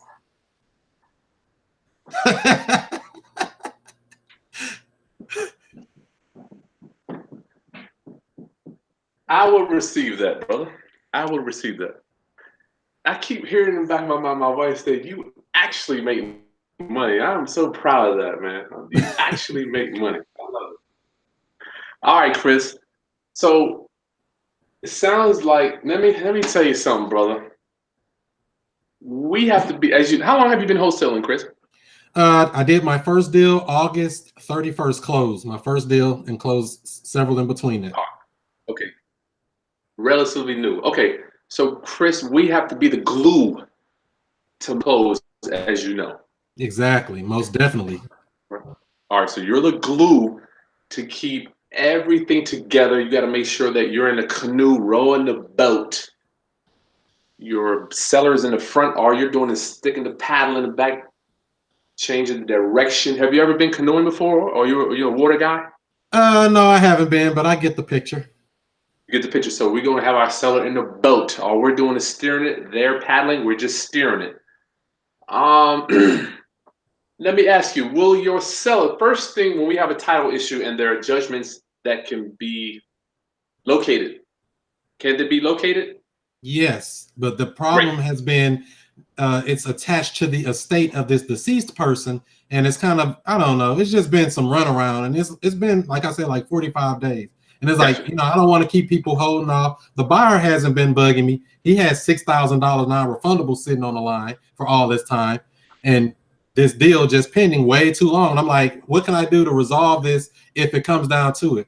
Now, I did speak to her, and she sounds to be open to other options because she doesn't want to keep paying that mortgage, especially if she's no longer living there. She's gone. It's vacant. She's 95% out of it. She just need to get some clothes and, you know, miscellaneous stuff on. So she's basically not living there.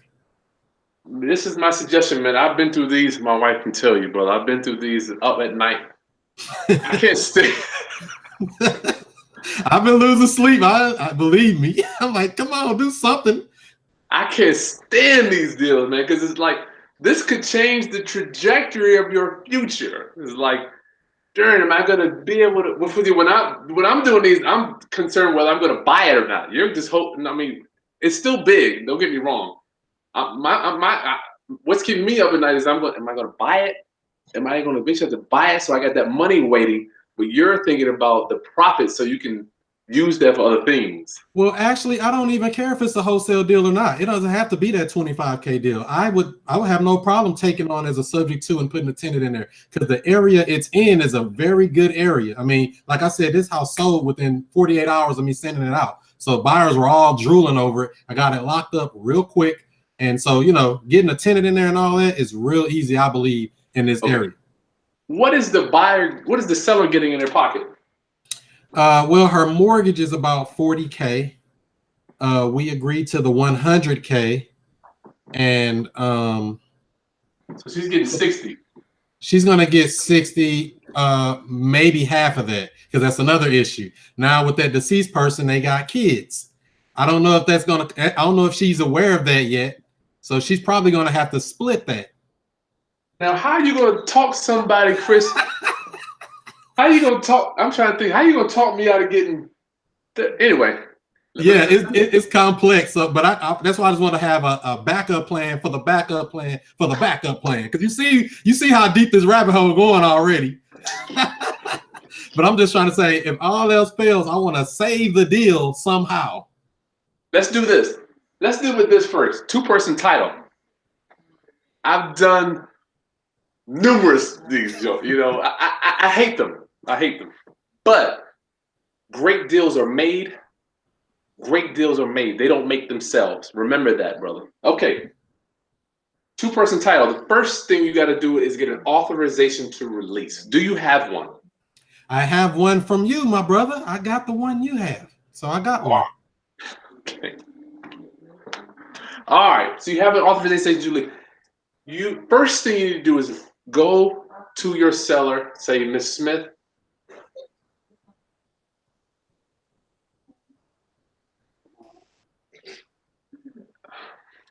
first thing you need to do, go to your seller, Miss Smith.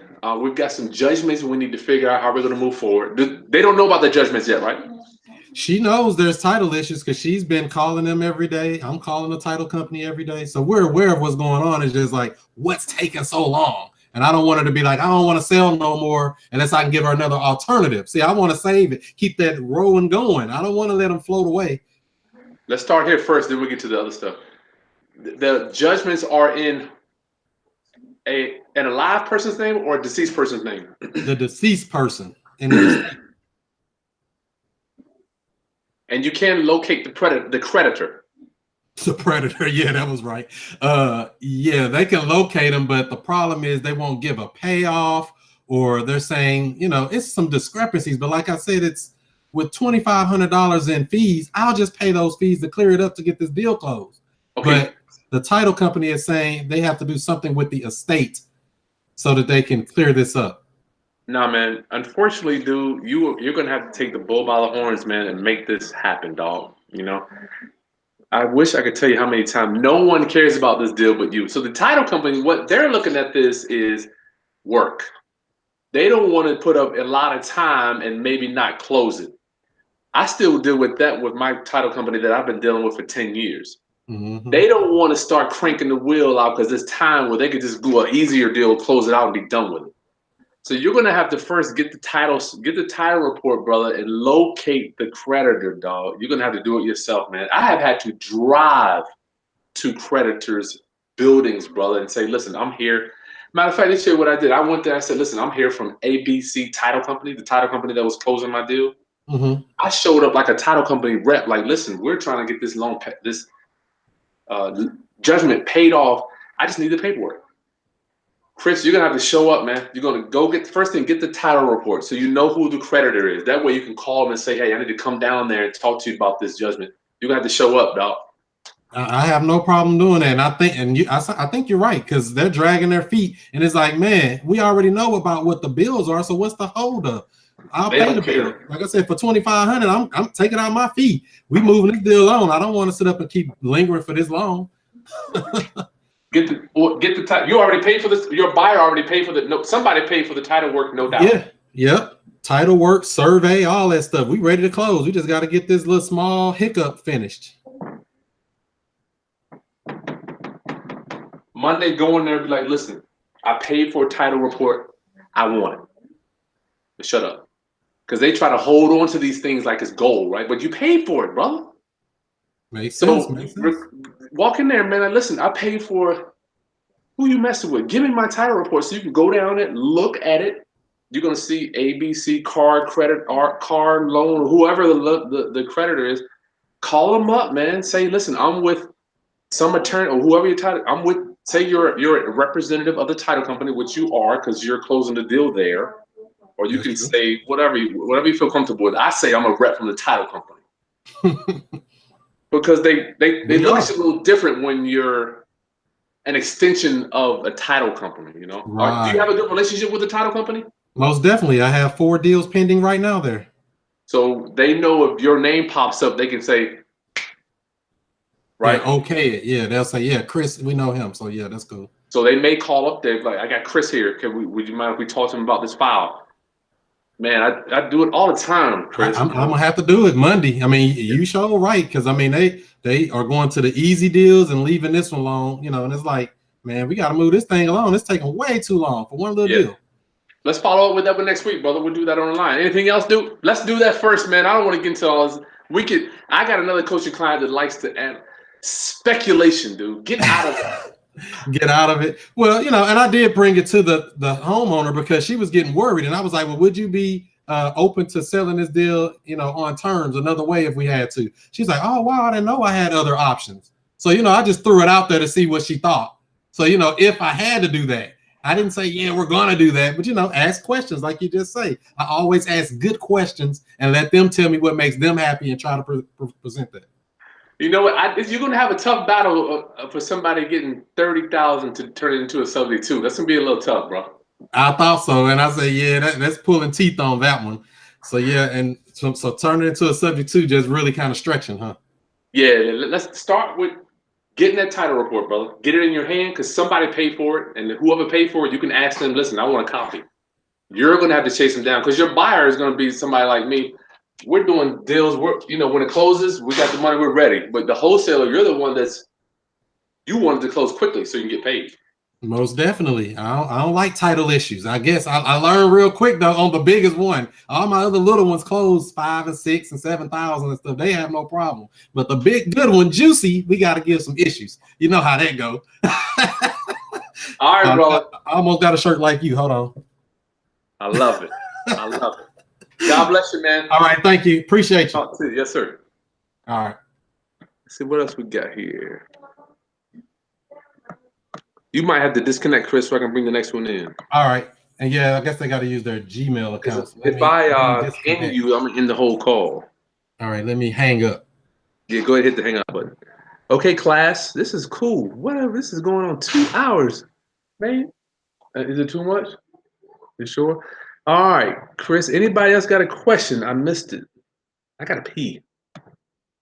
My Google Hangouts. Okay, Forever Noble. You met with a hard money lender from one of your bandit signs. There you go. What is a reasonable interest rate for hard money loans? Hard money lenders. Basically, they can do whatever the hell they want. They are unregulated. Hard money lenders. They are good, but I don't want you using them when you get seasoned. Hard money lenders.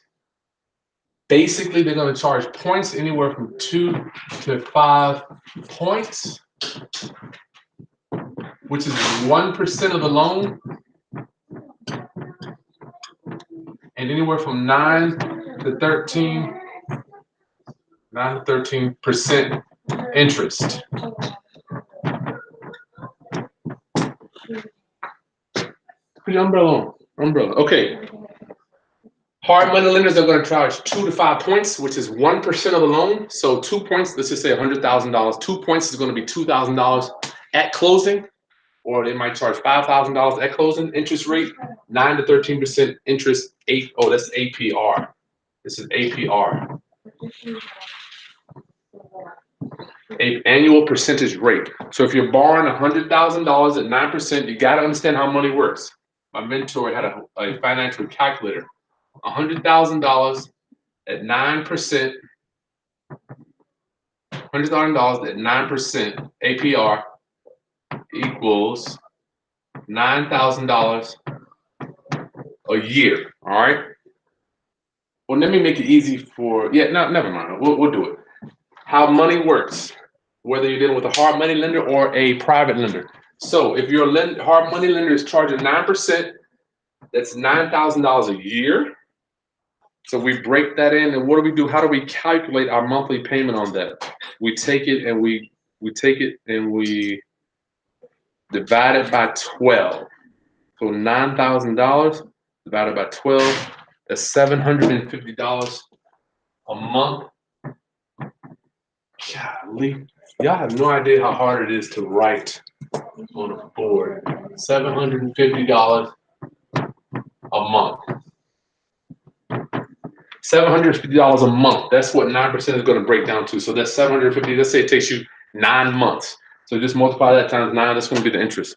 Plus whatever fees and penalties and stuff that they have. It's good talking to you, Chris. That was cool. What else here? Sean P. Thinking about going after hard money rehab. Yeah, the property is free and clear. Yes. Yes, it's a good idea to, if you have a property free and clear, Sean P. Yes, if you have a property free and clear, I don't mind you. I'll leave that up for a minute. You got to understand how money works. And you know what? I was hesitant. I was deflecting, trying to understand how money works. I just wanted to be a business guy doing houses. I'm like, I'm a house guy.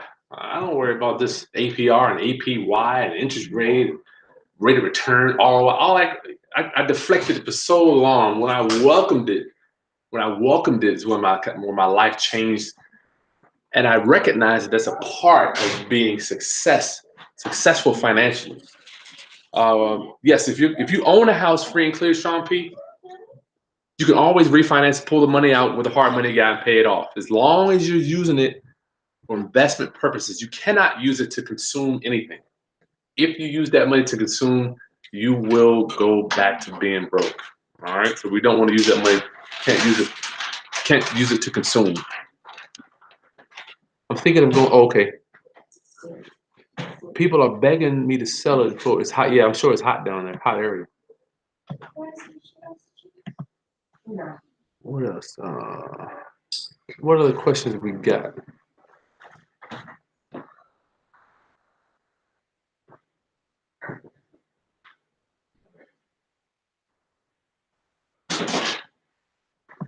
Alapata. I don't know what that is. I'm glad you let us know about the fees. Equity Trust is on my what about doing business with me? A Beezer. How do I find Brayshawn Hawthorne? How do I find a list to cold call? What type of list? Lenders or motivated sellers or tenants? I need to know a little bit more about what list you're looking for. Probably motivated sellers. You can get pre-foreclosure lists. We can see you one of those, or the vacant house list from RAWW. This dog is going bananas. Vacant house list. Just Google vacant house list. You can get one of those. It's right on the internet there. And vacant house lists are big now. Goon City 305 down in MI. My uncle low-key sold 2 small houses in Wynwood, 50,000 each. That ain't bad. Sean P wants to meet your uncle. I'm in Minnesota. Hey, midnights and mornings. I'm in Minnesota and I'm looking to start flipping houses. I lived in Woodbury, Minnesota for a while. I'm in carpentry school, learning some stuff to do on my own. I don't even have enough money to do anything. Where do I start? Midnights, you missed a whole lot of that training. I wish I had a nickel for people that say they need the money to get started. All you need to do is tap into a vein that has the money. Money is nothing but, just like you got milk, bread, eggs, biscuits, cheese. Money is nothing but another commodity sitting on the shelf waiting for you to borrow it and pay a fee for it. So here's the money sitting here. All you're going to do, somebody that you borrow it, you pay what? Interest every month. You pay interest every month just to use it. It doesn't have to be yours. All right. Go to search for Uhuru on YouTube to learn about traveling to Africa. Oh, okay.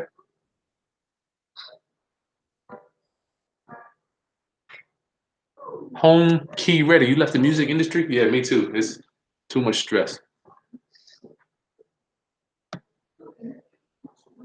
Princess. Oh, my wife's. Wow, my wife said I was there. My wife's here. Cool. Thanks, Chris. It was a thank you, my beautiful wife. Thank you. You're welcome. You're welcome. Thank you, Chris. It was a pleasure meeting you. Yes, good to meet you.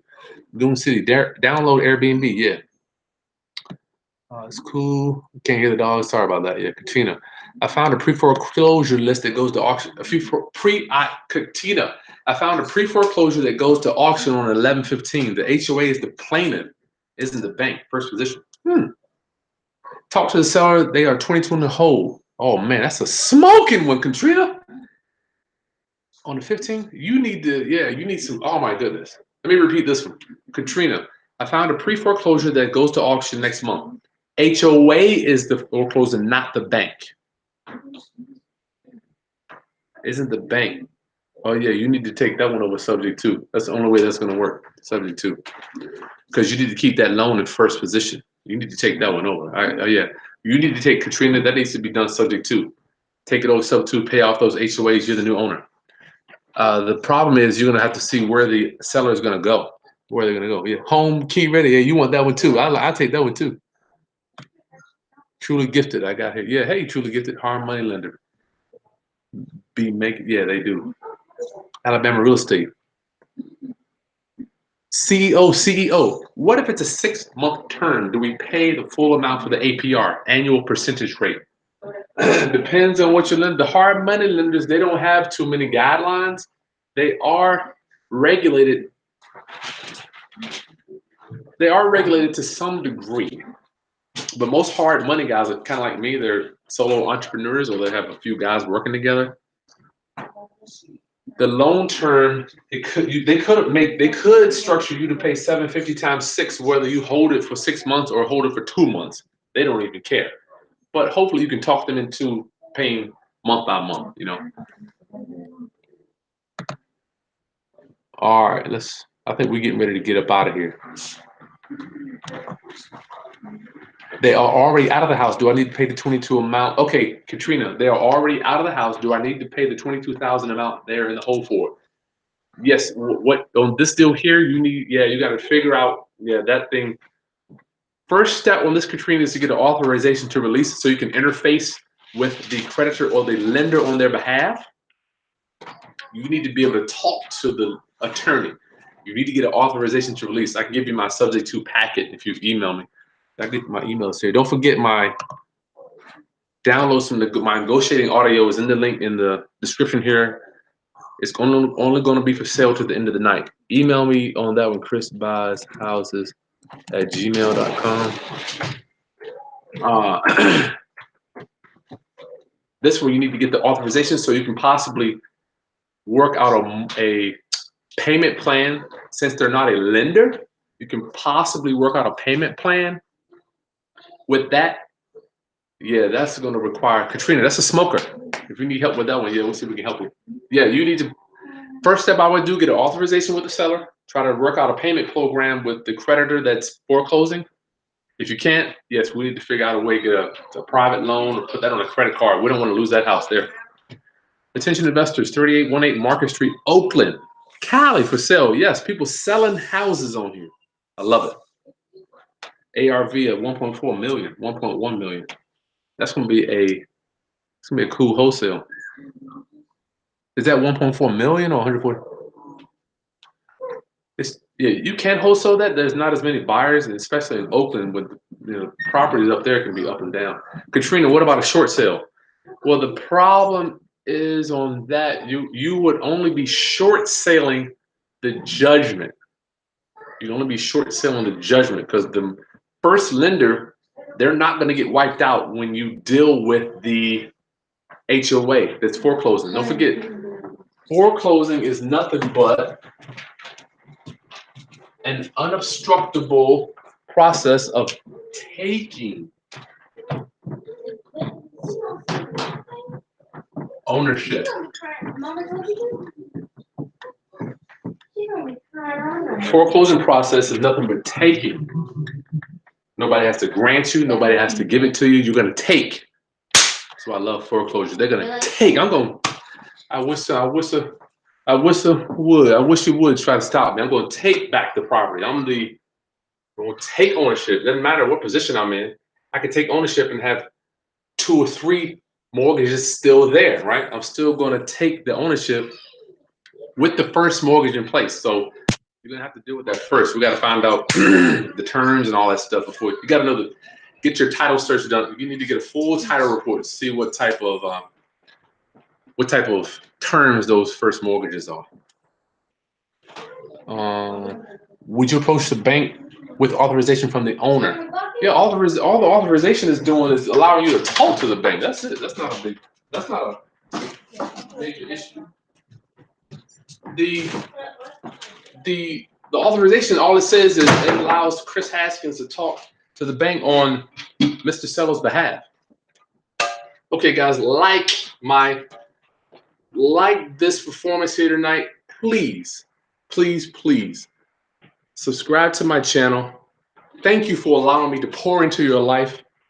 Even though I've got a new dog here, we hanging out with this dog that's peeping and pooping and peeing everywhere. If you need assistance, shoot me an email. You got my email. Subscribe, like, share the content. I'm here to help as much as I can. Thank you for allowing me to share what little bit of knowledge I have gained over the years from the giants that I've met. And don't forget, down in the comment box, I'm giving you my 11. Let me bring it up one more time. My 11 audio negotiating series where you can learn how to become a master negotiator. You can learn how to become a master negotiator. This is 11 CDs, walks you step by step how to buy a house at a discount, how to negotiate with the seller. What magic words do you use for a subject to? That's going to be audio number 4. It'll be emailed right to you. Become a master negotiator.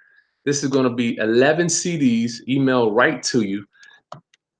This has been one of the things that has really changed my career when I learned how to negotiate with sellers. You ain't going to get no deals unless you know how to negotiate with people. You have to know exactly what to say, what triggers them. And I have learned from some masters I learned the most when I took my home investors training down in Texas, down in Dallas, Texas. You talking about some masters. It is some masters down there in Texas, the negotiators. Ooh, wow, yeah. So they told me a lot of little secrets, cunning words, phrases, different triggers, how to go in and out of the friend circle, and then ask for the sale. What are you using the money for? What about the materials? What kind of siding is this? Is there asbestos over there? What are you going to do if you don't sell? How many offers have you got? There's so many little things, little triggers we can do to raise the temperature of our seller and cool them off. How do we get to know people? I've studied countless books on how to get to know people. Where you're from? How about your kids? What job do you do? Those little things, getting people talking. I love it. I love it.